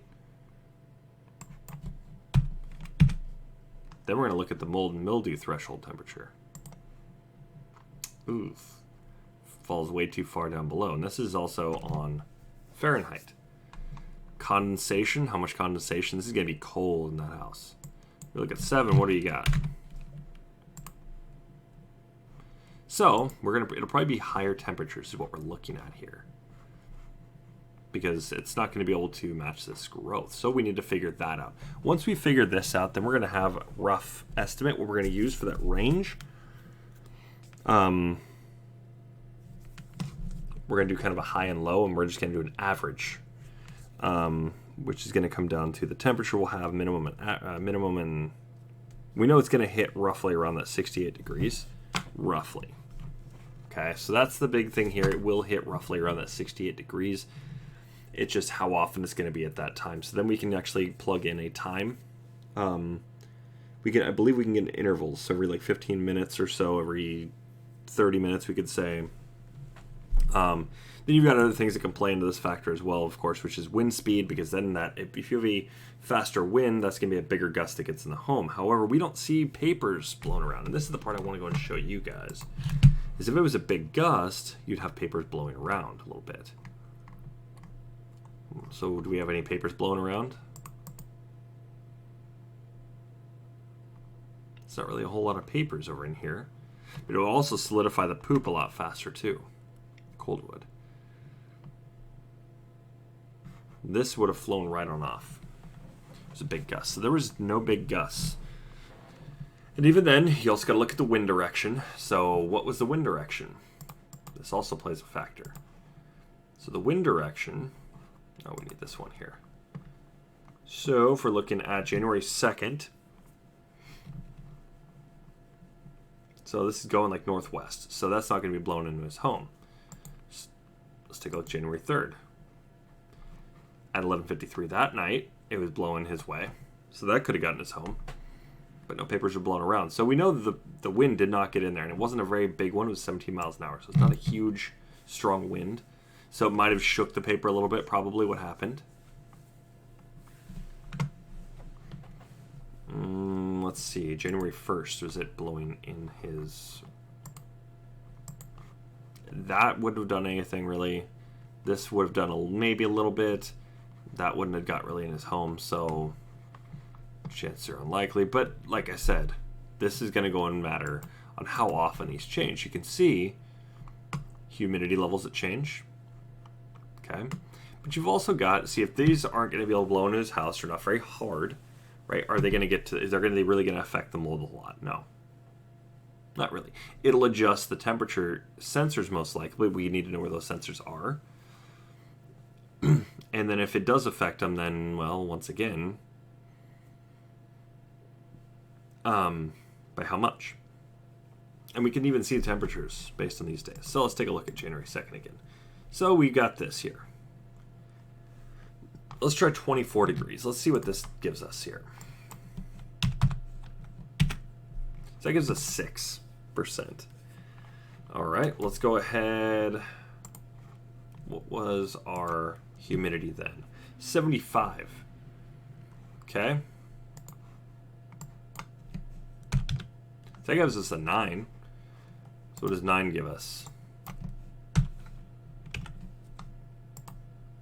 It's a little better. Mold and mildew, it's going to work a little bit better, but still not within our range. So then we're looking at this. This is going to be a big undoing for this, because now we have to figure out which... We need high humidity, right? Because we need maximum mold growth. But even then, it's got to be within 3 to 7 days. So now we have that time frame to work within. So now we can start playing around. We have between the 26th and the 14th. Okay? So let's take a look at, is it possible? So we'll go with, let's take a look at the 14th. Let's see what the humidity was like. Okay. 77 degrees. This is pretty optimal here. What do we got here? 18 to 24 degrees. I don't think that's going to hit high enough, but let's see. Let's see, 18. And we'll say, which one was it? 77. So that's going to come down to 6. This is too low. Let's try 24. That comes to 11. What's that say about this? That gets up higher. All right, well, so we know we need to get up like towards that 24 and higher range. So let's go 13th. 80% with 15 degrees. Now it's not going to be it. And we also got wind blowing away, which is going to keep it'll make it a little warmer in the home. These humidity levels are good. So let's take a look at 80. And we're going to say it was 18, I believe it was. 15. Now that brings it down to 6. Okay. So now we can just kind of play around with this, and we got to figure these things out. So we got... None of those are going to work. So we went from the 13th. Let's go to the 12th. They don't have any data for this one, so that sucks. And these are very cold temperatures, so we know those aren't going to work. Those won't work. They're too low. Too cold. Too cold. Too cold. Way too cold. Nope, too cold. Nope. Temperatures are looking much better here. It's a big drop. All right, so what about the first? 29 with 69. Let's try that then.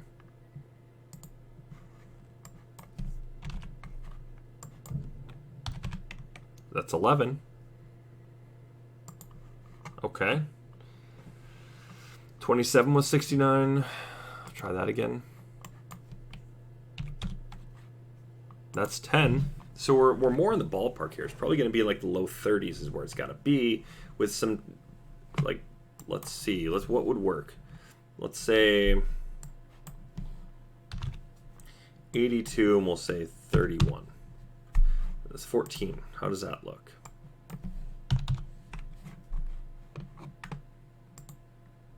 That gets up within our range a little bit. It's going to still be able to grow. 22 degrees Fahrenheit. What do we got here? Well, lowest is going to grow, so we got to get it to about 41 degrees Fahrenheit. 31 degrees. So that's going to go and drop the temperature. So your moisture is going to be down, but we got bodies, right? So they're going to have moisture.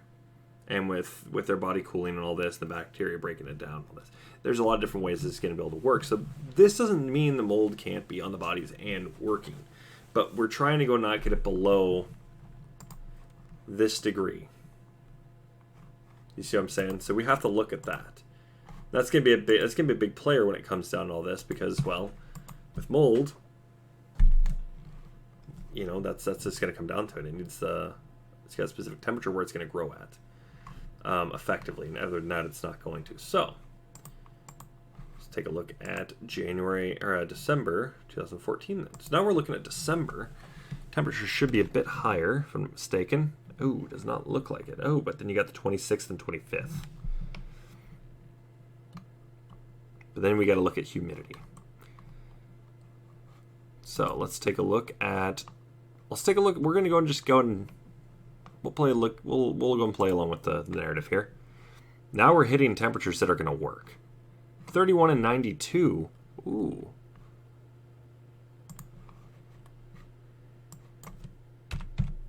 Now we got 16. Ooh. What's this do? Now, see, we're hitting areas where it's going to get closer. There's going to be some cold. There's going to be a cold threshold here. So, yeah, and then you got condensation, which is going to be pretty cold. Okay. All right, let's see if we can do better than that. 31 and 92, so can we beat 92? Eh. No, let's check this one. 34 and 82. Now, the reason I say let's check this one is because you look at this right here. Look at the direction it's blowing. That's not going to be getting in the house. None of these are going to be getting into the house. Except maybe a little bit at the door, but it's not going to be enough to really be pushing too far in the home.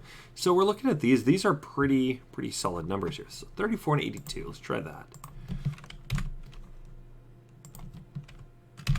So we got 17. Okay. 27 degrees. Okay. And we're trying to go and keep this, I believe it's, I don't remember what the threshold is supposed to be at, but it's not supposed to be, it doesn't have to be terribly high.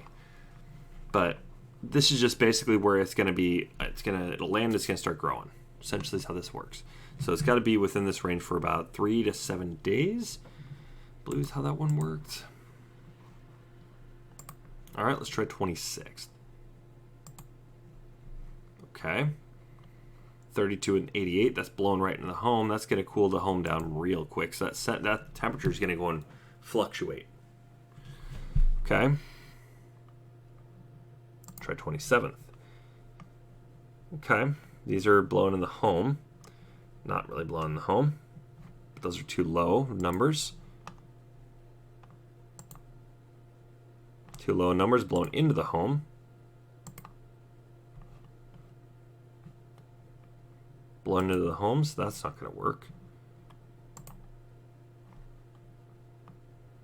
It's into the home. Ah, now here we go. Winds aren't blowing in the home. So now this is something we also want to track. Is the minute they're blowing in the home. Actually, I think these would actually be blown in the home. These wouldn't be. Let's take a look at 31st.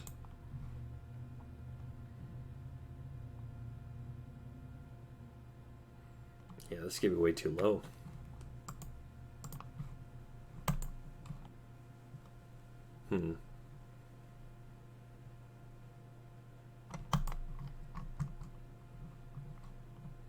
well, you know what? Let's go ahead and let's explore something outside the narrative. What about maybe it's before? Maybe let's say the 19th. Now these will seem, they worked pretty well right here. These are going to be blowing right outside the home. Okay. But see, we've got this search history going on. Now, who's to say that they were killed in the basement and left there? And then those bullet holes were just done after the fact. There's no blood in them. That's the part we want to take a look at. There's no blood.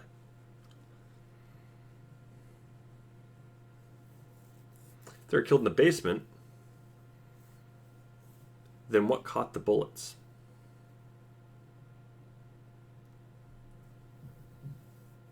Because something had to have caught the bullets at that point. Then we have to look around the house. What is missing? We know the trash was taken out, which is probably all the evidence they had. Effectively, at that point, they got away with it. Because the gunshots weren't reported. The gunshots would have been reported. It's a different story.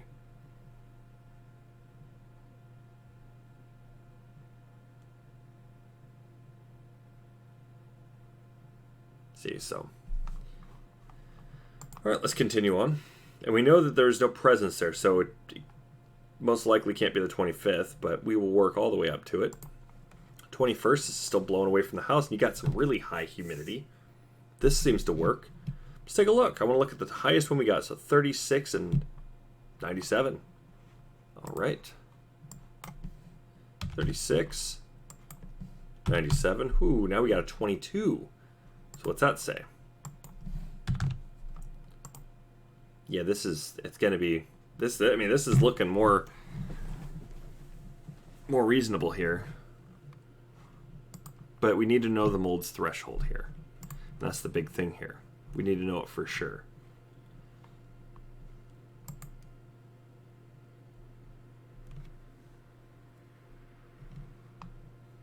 And this is just for wood. This whole one here, minimum conditions for visible mold growth.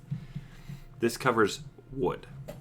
Okay? I want to make sure you guys understand that's what this is saying, but this can apply for visible mold growth.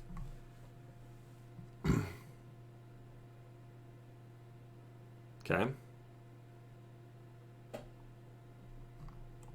Yeah, 6 is visually detectable.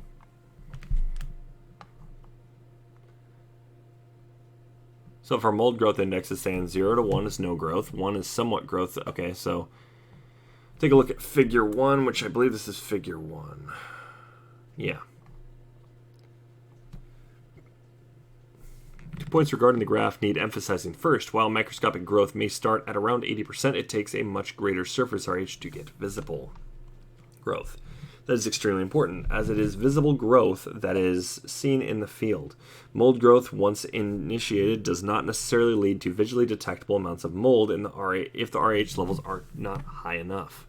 Based on the mold index shown for wood-based materials, visible growth requires humidity levels at least 5% higher than for germination.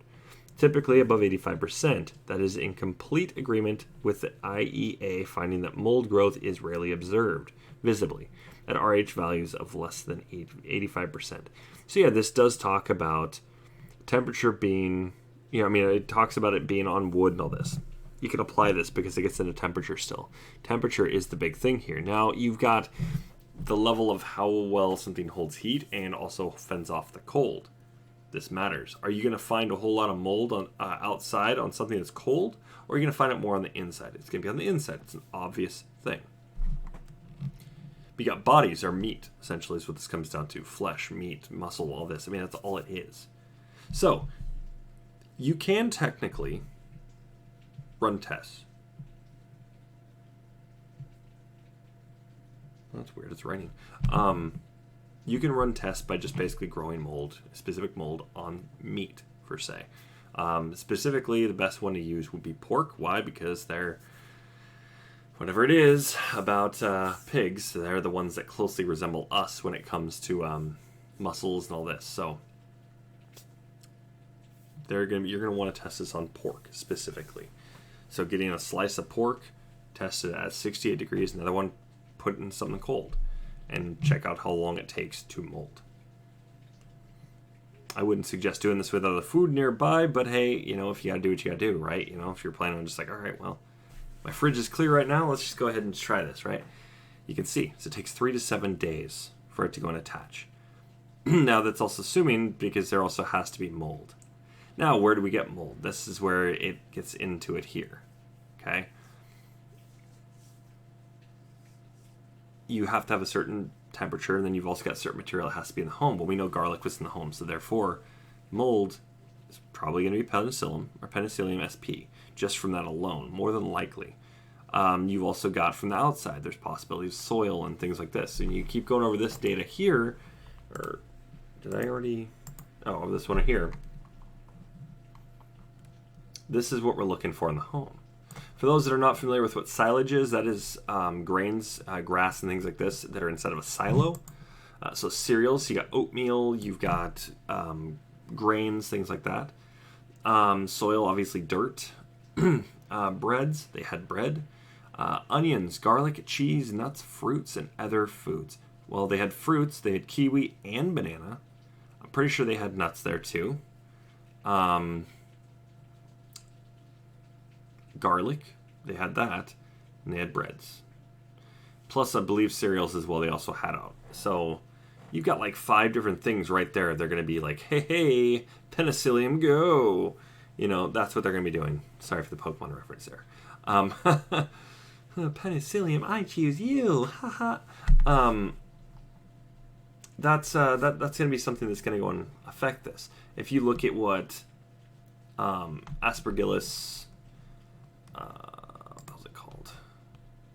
Aspergillus fumigatus. What that comes in from, I think there's only like 1 or 2 things that'll come in on that was in the home. But you've got an abundance of penicillium carriers. So you got a bunch of penicillium carriers and you got maybe 1 or 2 Aspergillus. Chances are it's probably going to be your penicillium. However, could there be multiple different molds in different colonies and all this kind of working almost together? Yeah, for the most part. So we're looking at this as it. We know it's penicillium based on size, based on its shape, on color, and temperature range. But 3 to 7 days, that gives us time frame right there. That is going to go and nail it down, because then you're going to get it down to 3 to 7 days prior to what when the actual death took place, or when 3 to 7 days within that time. But that also brings it down further when you look at how much it's grown. See what I'm saying? So you've got the days. It's like, okay, well, if they had to have died within this period of time. So we know between the 2nd and we have to go and actually work with the 26th, as that the narrative states, or the 26th. But then you take Dan Crowley's story, and if he saw Paleo, didn't see the bodies, then you've got a problem here, okay? And we know they had relationship issues, so there's a possibility maybe one of them was like laying down there, or they were all laying right there, and he just didn't care, just thought, oh, whatever,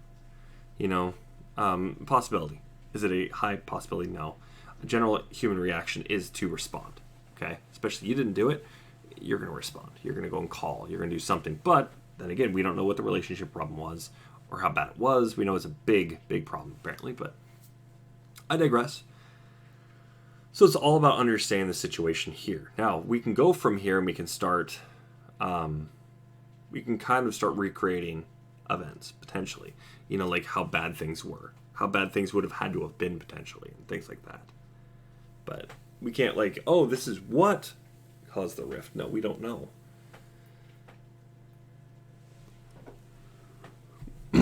But it also comes down to relationships. And we got to go and track things like that. That's also going to go and determine what caused what, at what time, for how long. And then checking alibis, once again, means, motive, and opportunity. But so far, this is what we've got for the equation. And unfortunately, I have run out of time. But thank you guys for tuning in. I'm glad you guys tuned in. I'm sorry we didn't actually get to the whole equation. Like I said, I'm sorry. I'm trying to recreate it. But yeah, it's been a few days and I cannot find it. And I don't know what's going on with that. But hopefully soon we'll get it figured out and we'll get it put back together, and then get our answer, and then we'll that should be all we really need. Then we'll have time of death, actual time of death. So, but tomorrow we are going to go and we're going to step away from mold, and we're going to go and take a look at the dog hairs. Curious about that. I've looked at it, but not to a great extent, so it's going to be live. You're going to see me figuring these things out. I'm going to go over them as I figure them out. So make sure you guys bring questions.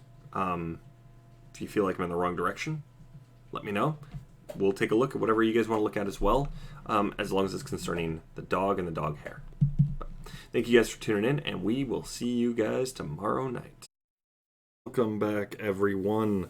So tonight, I want to just cut right to the chase. We're looking to see, is this Paleo's fur that is all over the bodies? Well, rather the clothes and everything else. Now, we know he lived in the house, obviously, and we know he would be basically put in his kennel. And that's just how things were for him, okay?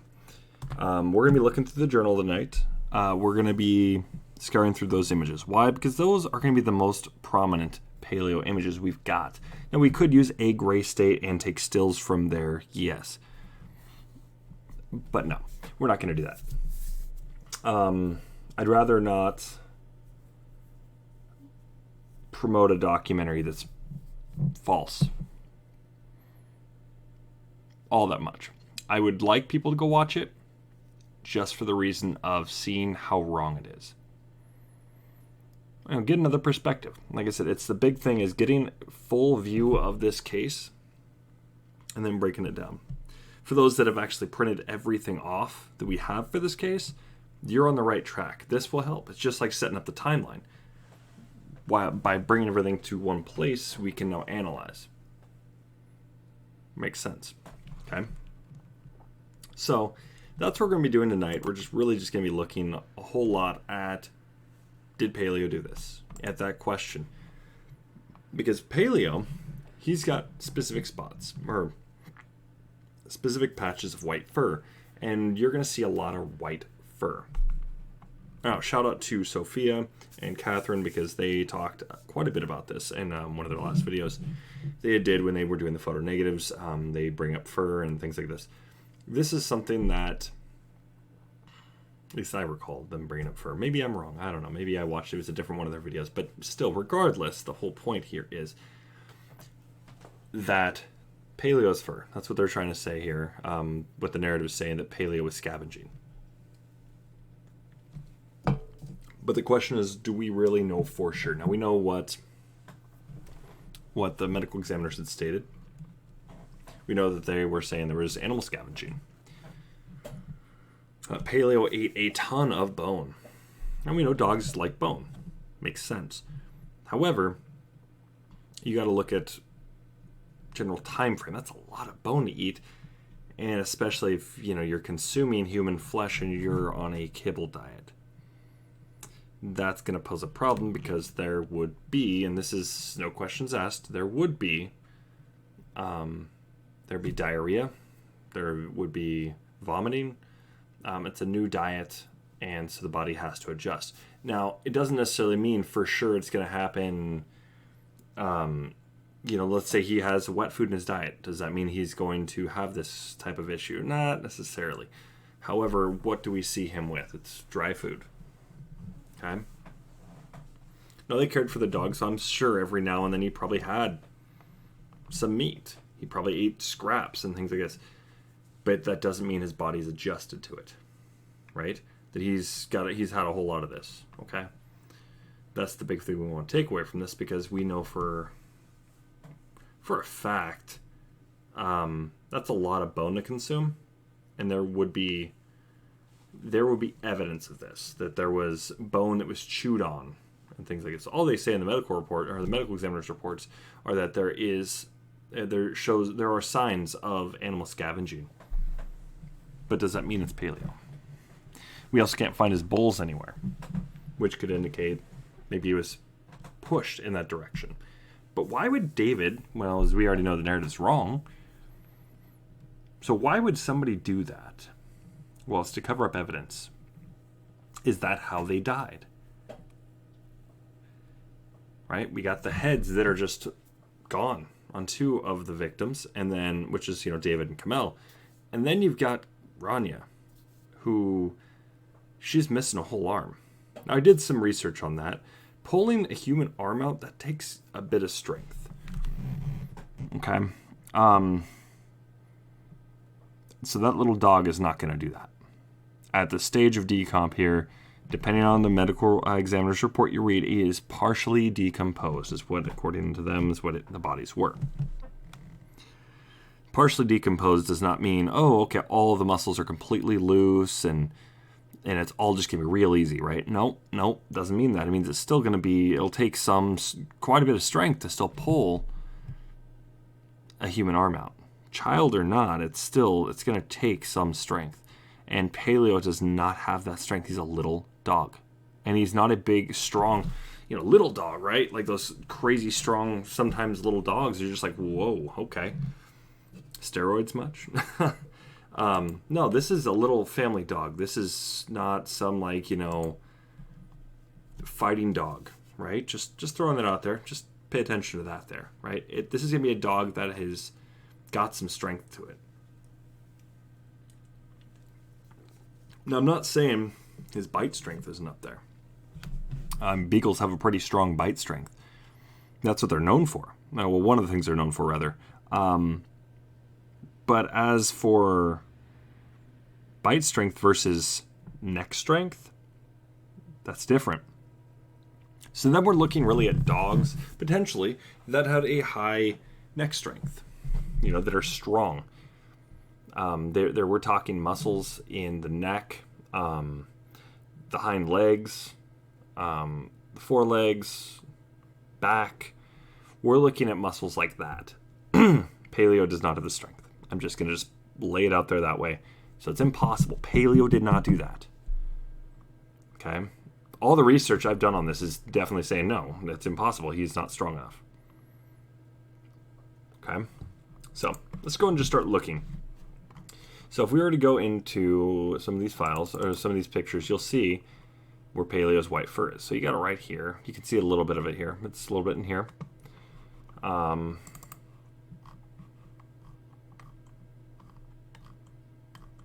But we're going to have to go and just kind of go through each page. There's 162 pages, and there's not really a whole lot from Paleo. So we know he's got fur here. He's got some white fur up here.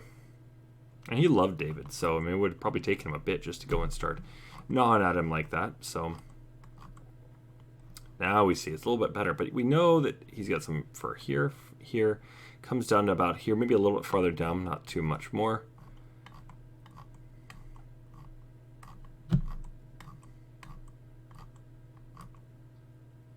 He's got fur here on his paws here too, and you can see he's not a big dog. Yanking her arm out like that, no, it's not going to happen. Not strong enough.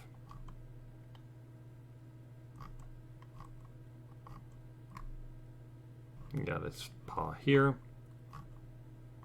You got his nose. See, we're not really seeing any white fur here. There might be a little bit of a strip here, but not really a whole lot of white fur.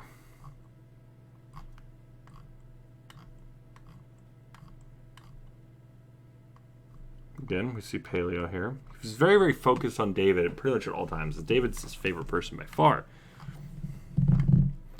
So what's nice about some of these photos too is you get to see more of what was up here at certain times in the main floor.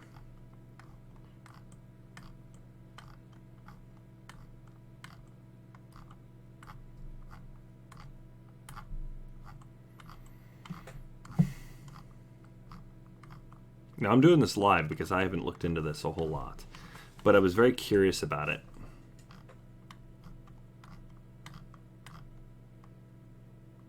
All right, we got some more. So he's got a little white patch there. So I am planning on getting it mapped out so we know where Paleo's white fur is. And it could just be part of his undercoat, right? Well, that's incorrect, because if it was part of his undercoat, there would still be...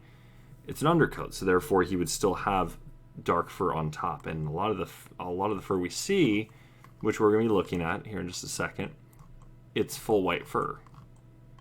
Then we have to analyze the length of fur.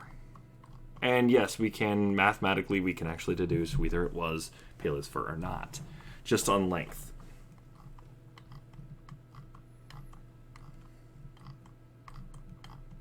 All right, we got a little bit more of him. He looks very annoyed at David right there.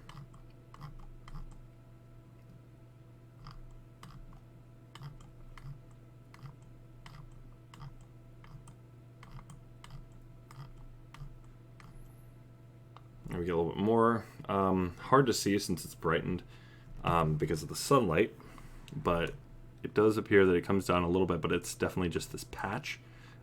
You can see right here, it looks like it's a little bit. So I mean, it does come down onto his belly, but it's how much is the question.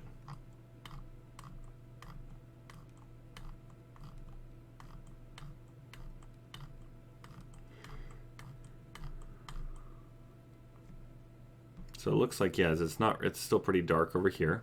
And I could easily brighten this photo up, and I'm planning on getting all these photos I'm going to be pulling directly from here, so we have a list of photos so we can actually just go through these photos if we need to.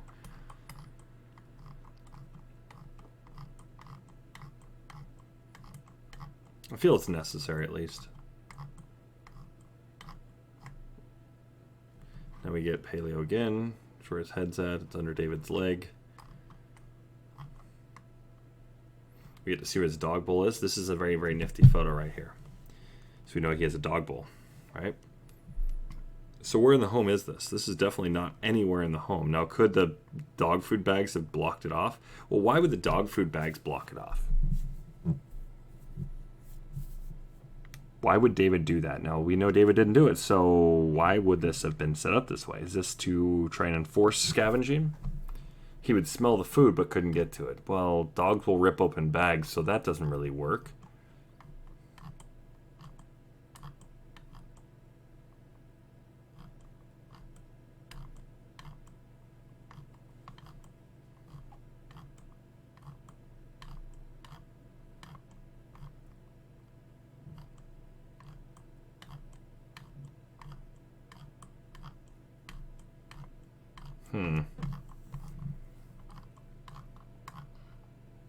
And we get more. Now we get to see right here, it kind of tapers off. It goes to a thin strip, and then it comes up a little bit more here, but it looks like it just kind of just rounds off, and it's good on fur.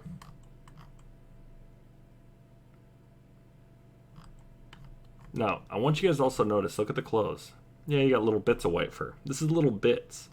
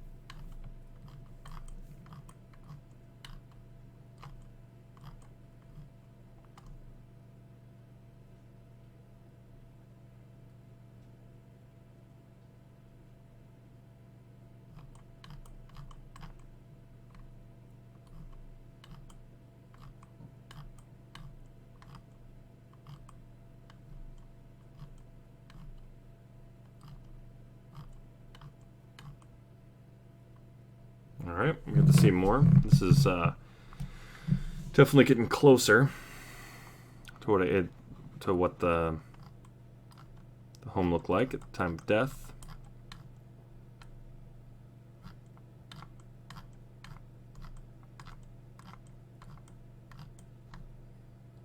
Let's see, for a home that's got a whole lot of that's got a dog, there's not a whole lot of dog fur, which means they are cleaning up. Okay, now they were dead for, I would argue, anywhere between the 1st and the 14th still. And even then, based on that, we can narrow it down due to like time of death and all this. We're looking probably early January, most likely between the 1st and, I would argue, probably the 5th. I'm leaning more towards the 1st or 2nd is when they were killed. That's currently where my thoughts are, or my guesses. Now, I would probably say anywhere between the first and third to be specific. There we go. We get more paleo here. So we're looking, we get to see a patch that tapers off into a very, very thin strip, and then it goes and it kind of rounds off to a bigger one. So we're almost thinking an hourglass shape. Comes up under his jaw, and then it looks like it goes all the way to the end, and then he's got it so it goes up on his nose, right in between his eyes just about. And then you got it on his paws. So there's going to be some areas for white fur. I'm not saying that he doesn't have any white fur. That is never what I've said. So before anybody confuses anything with that, that's where I'm at. Continue. So now you can see he's got some lighter patch. This would be the an area where there would be some an undercoat. He looks very nervous.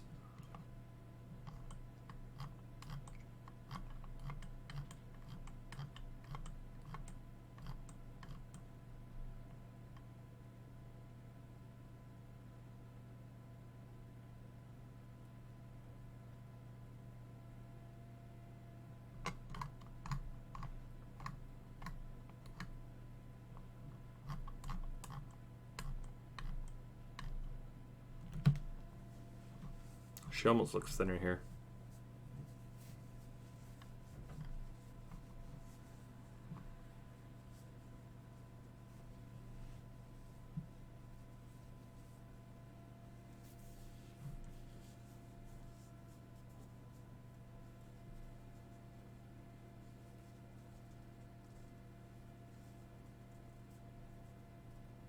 See, and this also, this shows some stuff about Joe's seat, and we need to go and probably analyze here.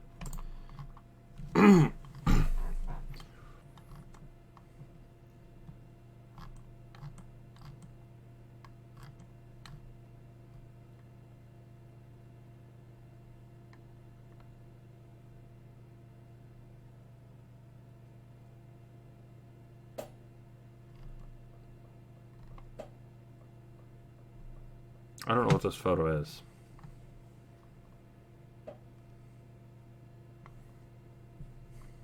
I'm still trying to figure out what it is exactly. It's a very peculiar photo.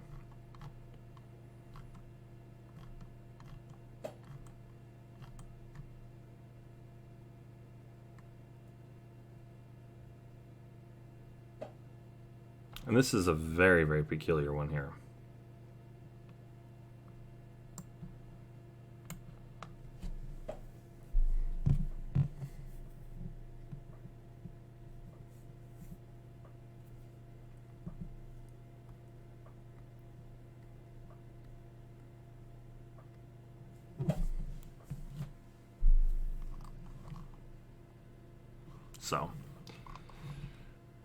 So let's take a look at some of the clothes here.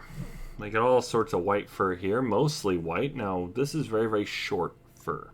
So we can technically go in, we can grab individual ones, right? Pay close attention to this. This does look like there are some paw pattern. So nobody's saying Paleo never went and scratched at David trying to wake him up, right? Nobody's saying that never happened. We know he was in the home. For how long, we don't know. We know it was also, his leg was scrunched up here.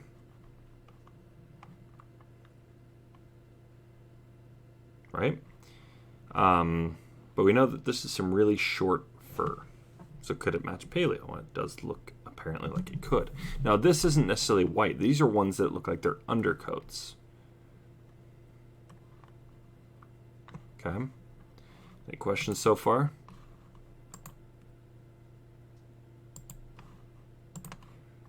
Okay. Next we got this one where you got some up here.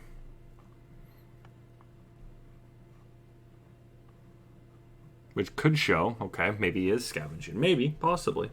Not saying that's not possible, but for the amount that's gone, unlikely.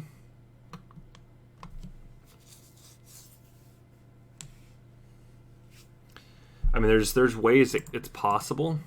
Which, if the dog was starved prior, You know, that's a possibility.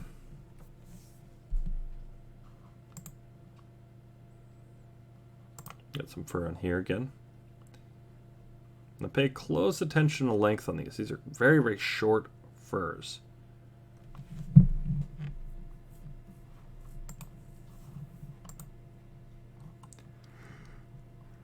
That's them in here. So is it paleo? That's the question I'm asking here. What do you guys think? Is this Paleo's fur? Or could this have been another dog?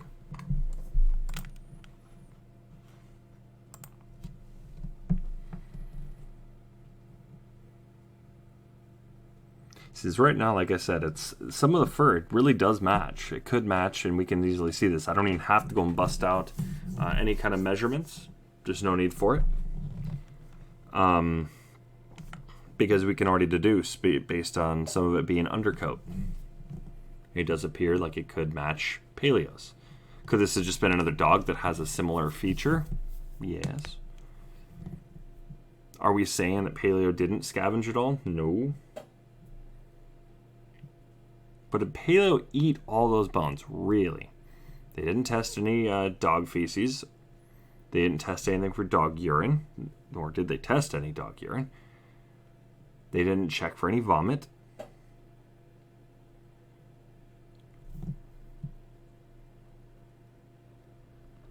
So we have to ask ourselves these questions here. Now, it's going to be another short stream tonight, so I'm just going to FYI there. I have a TikTok video I'm trying to go and get out tonight.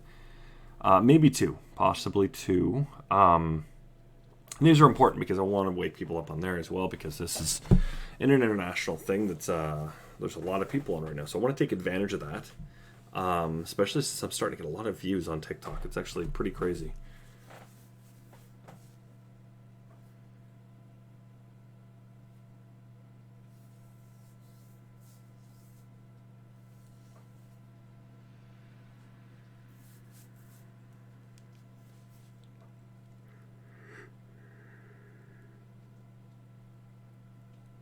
Any thoughts currently?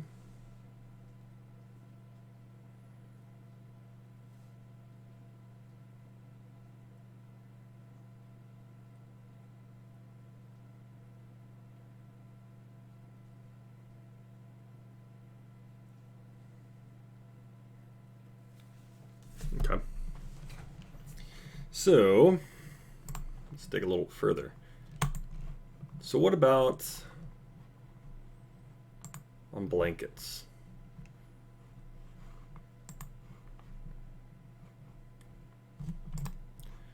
Definitely some decomp fluid, it appears to be. Looks like that too. And the other thing we want to pay attention to, okay, is what's on the ground. How much fur is on the ground? Then you look at all the hair. So did he really tear off all that hair? I mean, really? Are we really going to be led to believe that? You know, no. Now we can see that he definitely did try to claw, or to get up on top of here. Okay, you can see here's here. It's definitely paleo. This is probably paleo. These could possibly be paleo here as well, but these definitely are.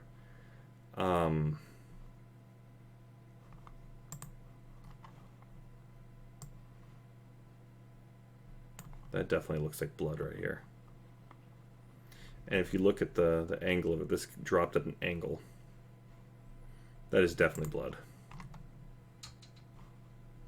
These also appear to be blood. And these, if you look at the angle of these, that's the part we want to take a look at. At the angle of it, these fell. And this is also on cushion that is curved. Okay? So this is curved more like upward, this is curved more downward. So for us to hit here, we're talking like, it's going to be somewhat close here. It's going to be coming at somewhat of an angle. So it looks like probably from like an angle like this. So what can cause an angle like that? And these are definitely not high velocity or anything, so this is not from gunshots. Nor is this. So we're looking at this as when the finger painting was happening.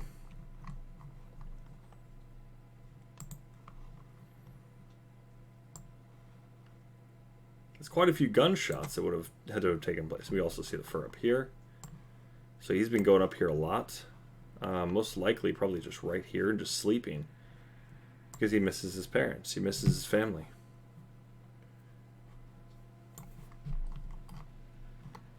Can you blame him, though?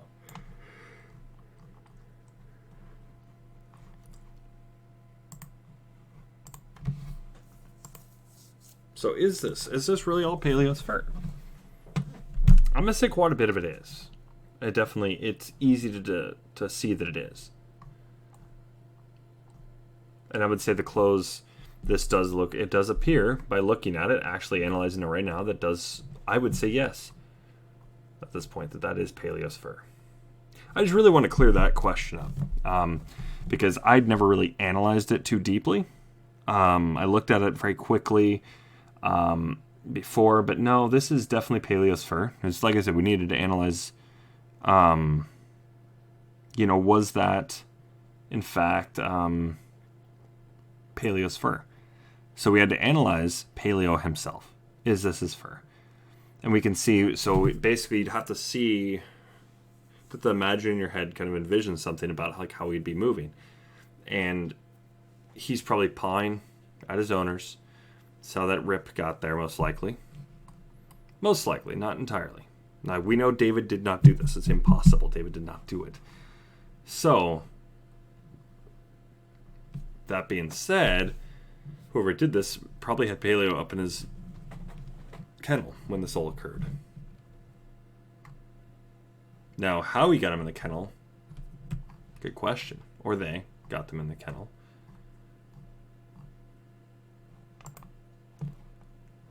Good question. Is there any blood spatter on here?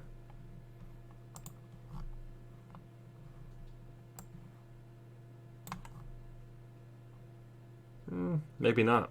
See, this with a red, this wouldn't necessarily go black, so that's not necessarily it.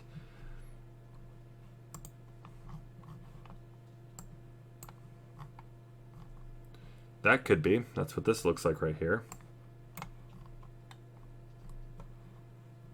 That definitely looks like some blood spatter.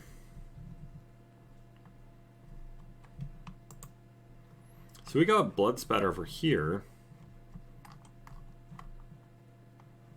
Wouldn't that mean the body's real close over here? Yeah, probably. And blood spatter's going to give us a whole different picture on things. It's not on there. Somebody blowing his head off, right, is definitely going to have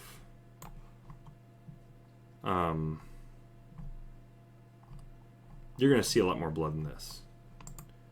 So a lot of it was it looked like probably cleaned up. And when I say cleaned up, I mean like most likely there was like some wrap or something to go and take the blood.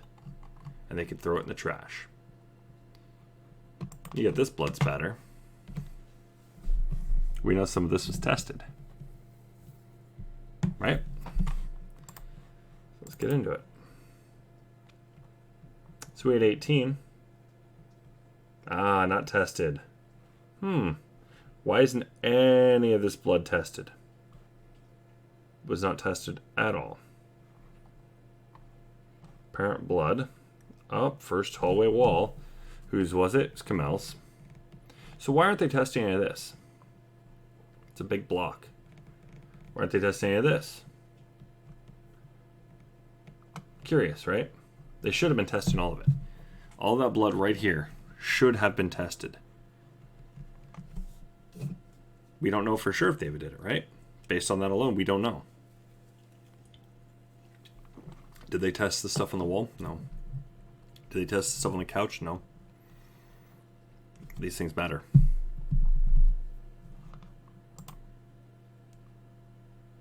I'm covering, is it paleo or not? Well, we already basically just came over. We're already done basically explaining that paleo is his fur. Majority of the fur, we can confirm it is Paleo's fur. It was a question going around. I never really had a full-on definitive, yes, this is Paleo's fur. But just based on what we got from the journals, we can actually see all the fur that's on Paleo. And we can actually get a good shape of what it looked like on him. Therefore, we can actually deduce all this here. We can go in real close and we can actually see this is some of it could be undercoat type fur. So, but it's just, I wanted to make sure that was cleared up.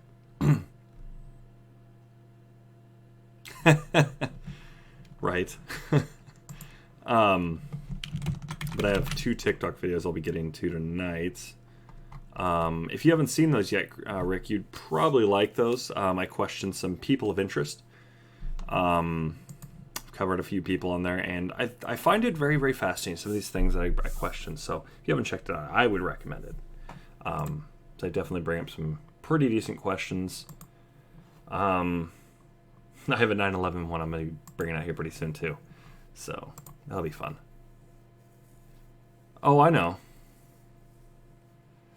And like I was mentioning, I had a moment that actually happened. I had everything ready, and I know I'm blaming myself. I am a total idiot for not just putting this out there. But so last night we were covering the mold. I have to rebuild that whole equation. I don't remember where I got the equations. I had everything bookmarked, and I had the links on a Word doc. Now, this is the weird part. Is I also wrote down all of my information. I had a sheet of paper with everything I needed to calculate it out. But I wanted to do it live. And I know that seems really odd, but I really want people to see this. See how it all comes together, what it all means. I didn't want to have to backtrack and go and explain it again and again and again. I want everybody to go and see this, so it's, let's go and get this whole answer.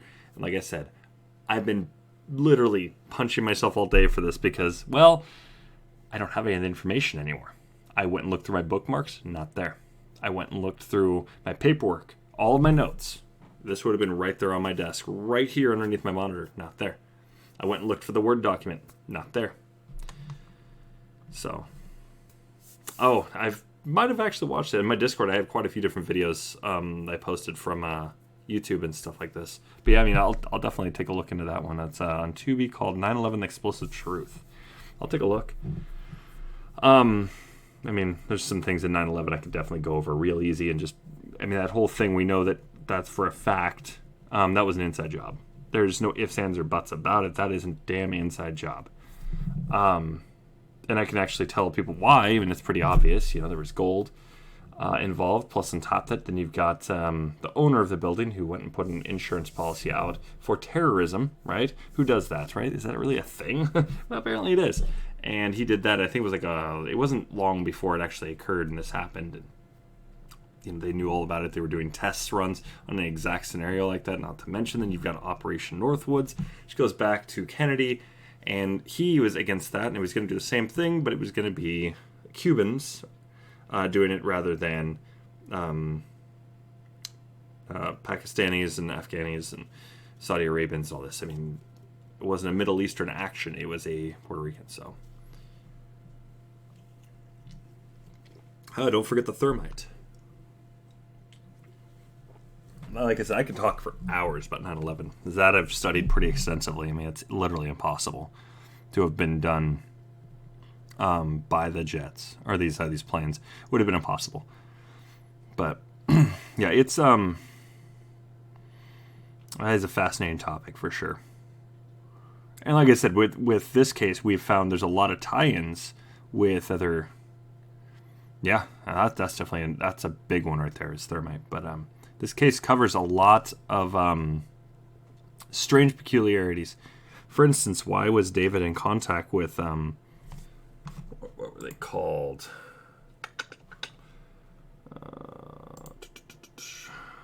It was the old numbers timeline. Whoopsies.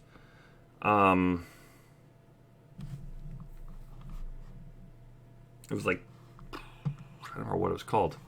Let me go ahead and pull this away so people aren't seeing, so I can bring it up. Oh yeah, no, absolutely. Let's see, what were they called? Child Rescue Association of North America. So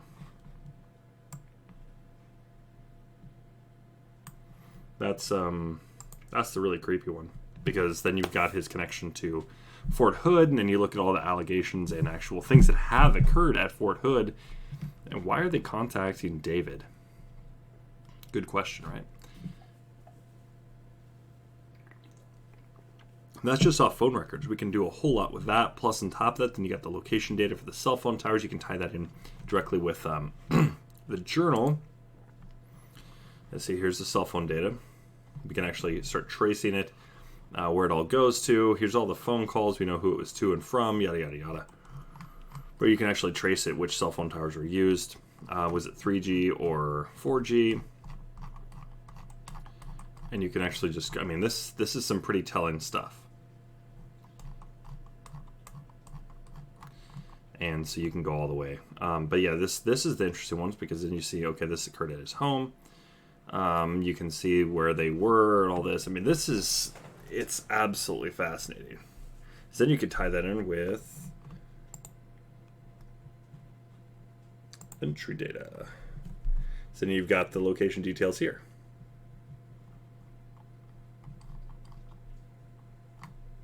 And you can see which entries and how many entries and all this. And you could actually tie that in perfectly. It's absolutely fascinating. Yes. I think there's something there. I think this is also personally. I've got a theory, and I'm not gonna say who, but somebody came into his life again, right, from the military days. And I mean, it's pretty obvious who I'm speaking about, but I have a feeling it was for a reason. I don't think that person was there to be friends with David and all this. I don't think that's what was going on. I think he was there to keep an eye on David. Now, I can't prove anything, and this is just a theory. I'm not making this accusation of this did happen. This is just my theory, just for people to understand. Oh, and just one last thing, because I haven't done this in the last few streams. Not suicidal, not homicidal, nor is my family homicidal or suicidal. So if anything happens to me or my family, please investigate. My usual, have to go through that. But this is something that we definitely need to explore. Now, we know he was over there. We know that he was analyzing, and we can go right over the timeline and actually see this. So I'll bring that up so I can show you guys once again. As we've already proven it's paleosphere, right? So we've already got that. So I'll just continue on until 12:30. And we'll just discuss this part, because this is on the timeline. It's very, very interesting.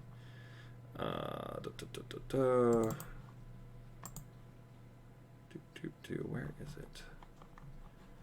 Timeline. And there we go. So you go over the timeline, then you start going over search history. This is where things get interesting. Okay.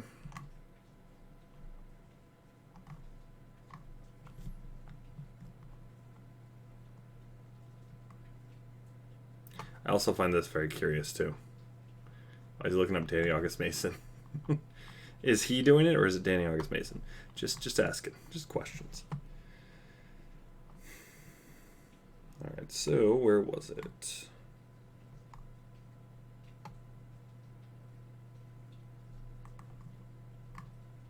Here it is. Depleted uranium. And there right here, all of this right here is all directly tied to his time. I guarantee you. Why is he looking at NATO? Right? Well, that's because NATO is in Afghanistan/Iraq. So what's he looking up? Uranium-238. We looked this up before. This is a special type of uranium. Then we got depleted uranium. And then you've got this whole thing with soldiers storing medals at NATO. No NATO, no war. This is veterans of Iraq and Afghanistan returning their war medals. Why is he questioning the death of bin Laden announcement? There's something there. For those that aren't familiar,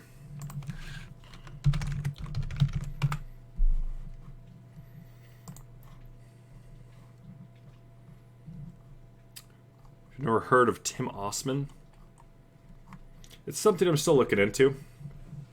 But allegedly, that was his CIA name. Now, nobody's heard of this thing. It's called American School of Assassins. So let's take a look at that.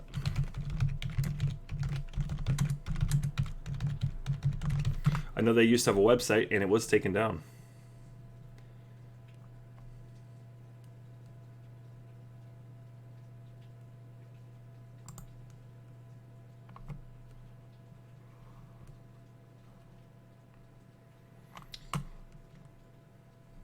So I'm saying it's all, it's very, very peculiar.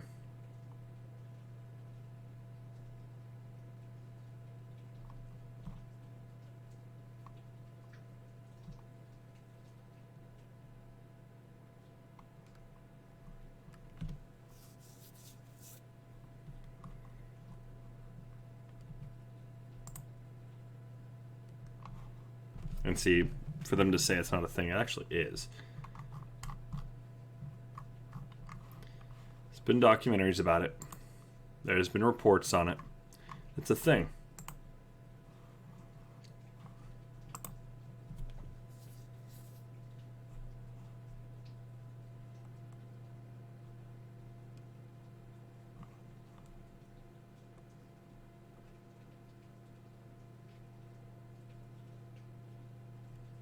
I just want to make this very clear. That was weird as shit. That was beyond weird. I'm talking about the American School of Assassins. Or sorry, School of the Americas. It's an assassin. They were training foreign nationals. Yeah, it's a little weird. But it's a thing. And that's the freaky part about this. But I'm sure David saw some things. I'm sure he heard some things. Not to mention while he was at Fort Hood. Is then, if nobody's familiar with Fort Hood, let's go and look up this.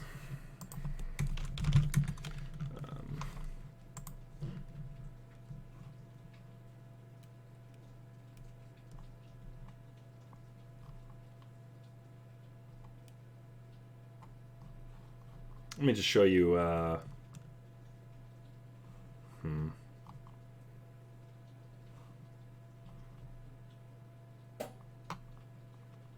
We'll show an article here as it talks about it. Oh, look at that.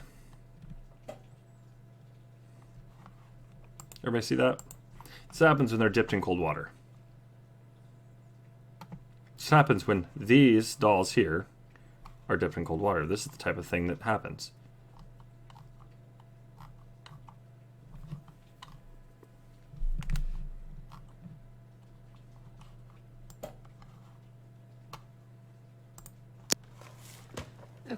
Okay, I think we're live. Okay, listen. So, we all have seen... So she's talking, I'm trying to avoid as much copyright infringement as possible. So this lady is Hillary Williams. She went live on Facebook to go and do the test. Let's take a look. She's going to take that doll, has to be naked, toss it in water. There's another one. Another one. Another one.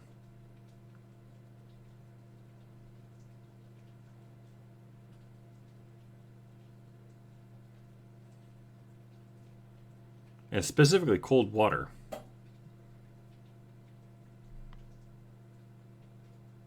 See? Bizarre, right?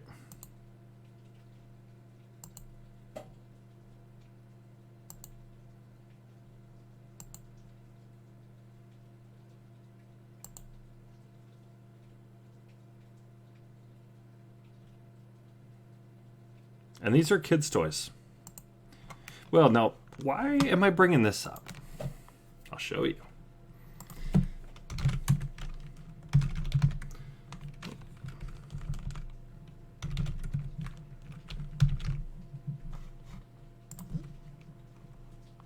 All right, let's take a look at MGA Entertainment. This you have to be following down the rabbit hole. So we're gonna go from there. Who owns them? Yeah, subsidiaries. But who owns them? You start looking this up.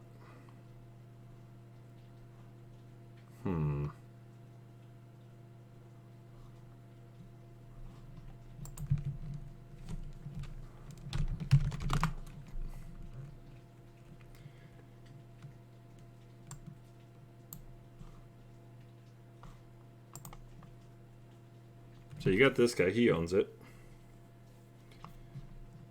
It's where these guys go to, though. So then you start looking at all these other ones. You got subsidiaries. Well, what is a subsidiary? It's a daughter company, right? Company owned or controlled by another company, which is called the parent company or holding company. So, and you got if they're, yeah. So this is where it all goes back to is the MGAE. You can go in through little tykes, and you can start looking around, right? You start seeing the same thing. And this is the weirdest part. MGA Entertainment. Let's see.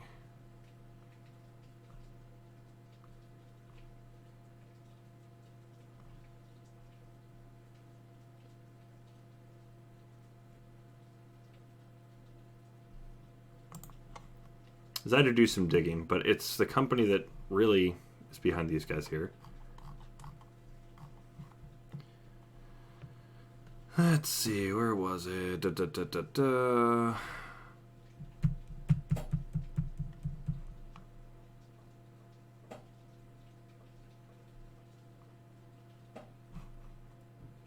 have to look up the information for these guys, and it goes back to, I believe it's, here, I'll show you.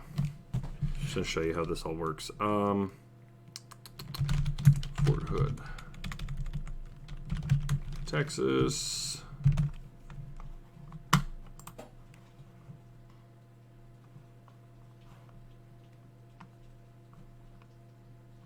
Go to satellite view, so that way we can just get in real close. I can show you. It's near the airfield, if I'm not mistaken.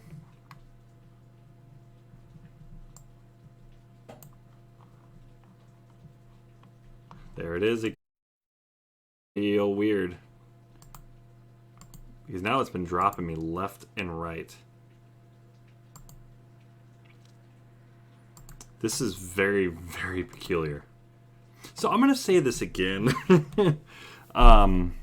Not suicidal, not homicidal, nor my wife or kids. They are not homicidal nor suicidal. So if anything happens to us, any single one of us, please investigate. Don't just take the word of the narrative. Please investigate. Whatever you do. Okay? This is freaking me out a little bit right now. I'm not worried that somebody's gonna, break through the door and swatting this guy and then this is what's going on. No. I wish them luck if that's the case. Good luck. But no, when you get into this and you start looking into the map here, then you start seeing that there are companies in here. DynCorp. What does DynCorp have anything to do with this? So let's go take a look at DynCorp. Now this is where things get interesting. So you start looking at their parents, you start going below them. Cerberus Capital Management.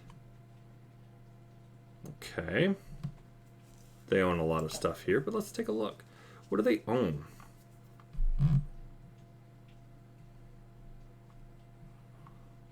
They own a whole lot. They got ties to Hollywood. Curious. Let's take a look. Companies they own.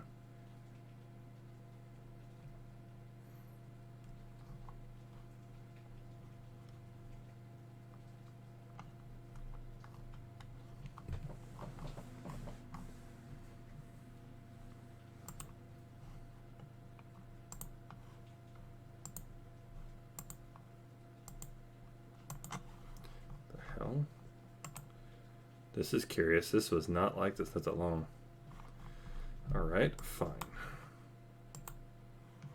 It all leads back to these guys. That's why I wonder. So I'm very curious about these. Why is this here?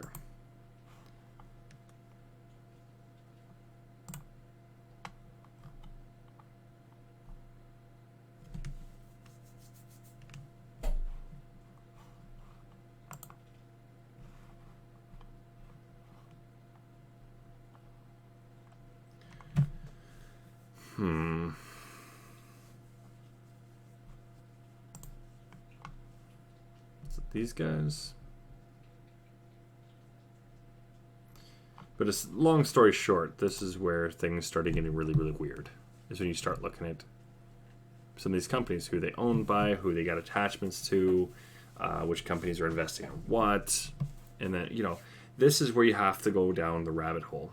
What does this all have to do with everything? Well, and you got Fort Hood. What is that? What's going on with this?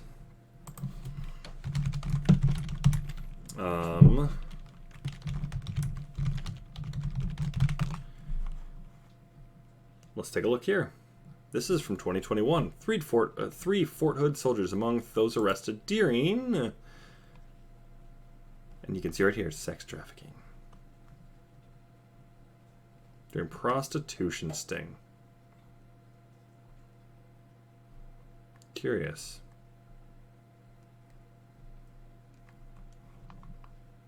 Okay. There's 3 people.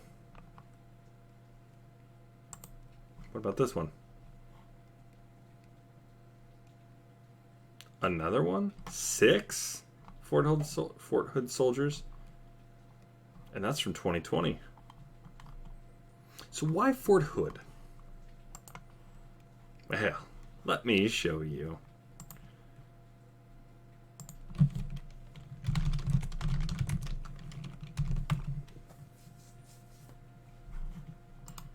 And this is the part we want to pay attention to.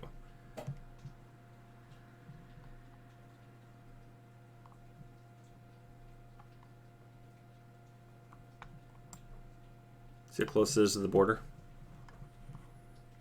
You're looking in probably, let's see, we're going to say Quidad, Kuna.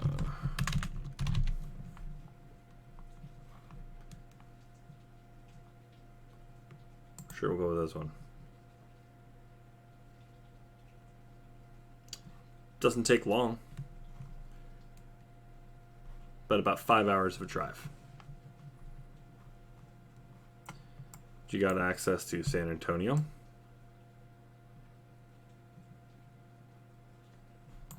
Got access to Austin. That's 2 big cities. And Houston, not that far out. What else do we know about that? And this is just to an area that's easy to get across the border, right? This is just another area, right? Human trafficking is one of the big things. And sex trafficking, yeah, you can definitely assume that's a thing.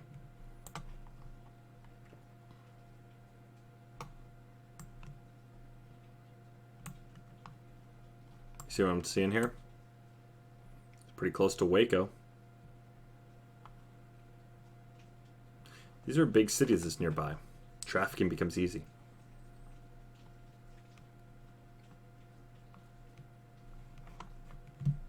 That's why. So you got a military base here that goes in between. There's other military bases.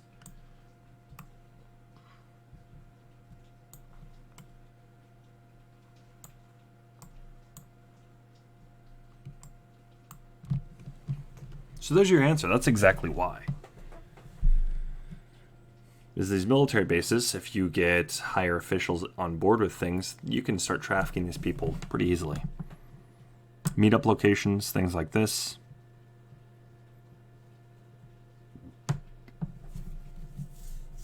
That's a thing. So, any questions, anybody? So I think that's what this is about. You got David being in contact with Child Rescue Association of North America. So if he's involved with them, why? Related connection to Fort Hood. I'll show you guys. This is child rescue. North America.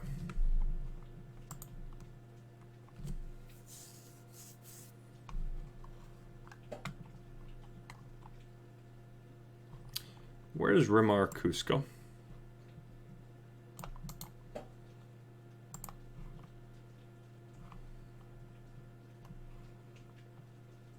It's Peru. Okay, we got South America.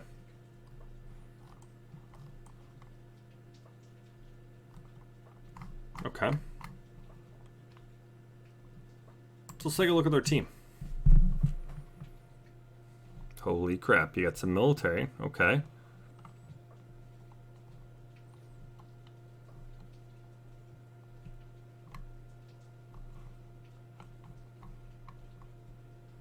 Okay, people they work with.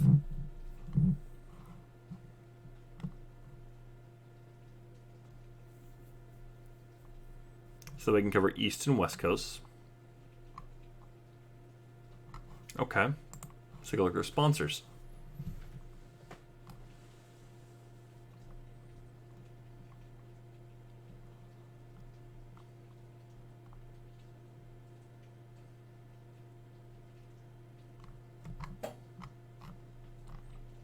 Don't even get me started on eBay.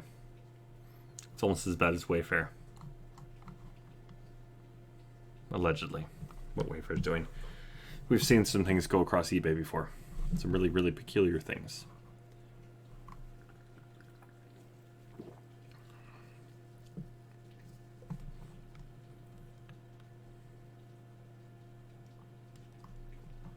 So, let's take a look at what they do.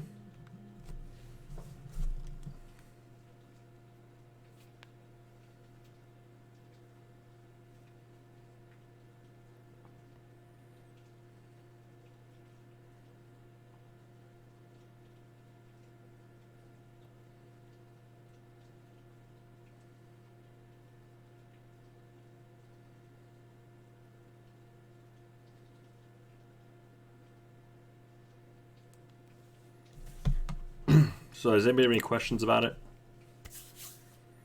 Why they would possibly seek David out? I'm convinced it's all about that Fort Hood connection.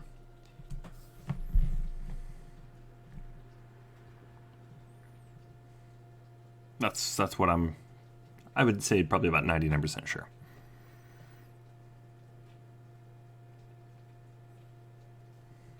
There's no questions, and I'm going to get back to building up some of these TikTok videos. Like I said, I have a 9/11 one I'm putting together, and I've also got a... and they're quick little ones, so we're not talking like 3, 4, any more like that. We're talking like 30 seconds. Getting everything explained in about 30 seconds or less. Music that's specifically tied to, to get my message across.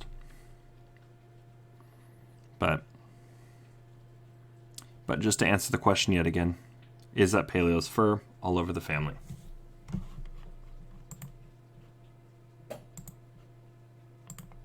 Yes. Yes, it is.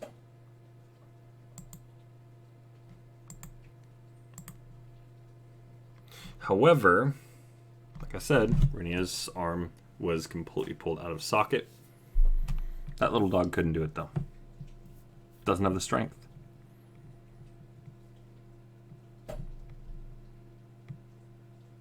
So, thank you guys for tuning in. We'll be back later. Maybe next Saturday. Hopefully, I will have that equation fully put together again, and we'll get to that. So,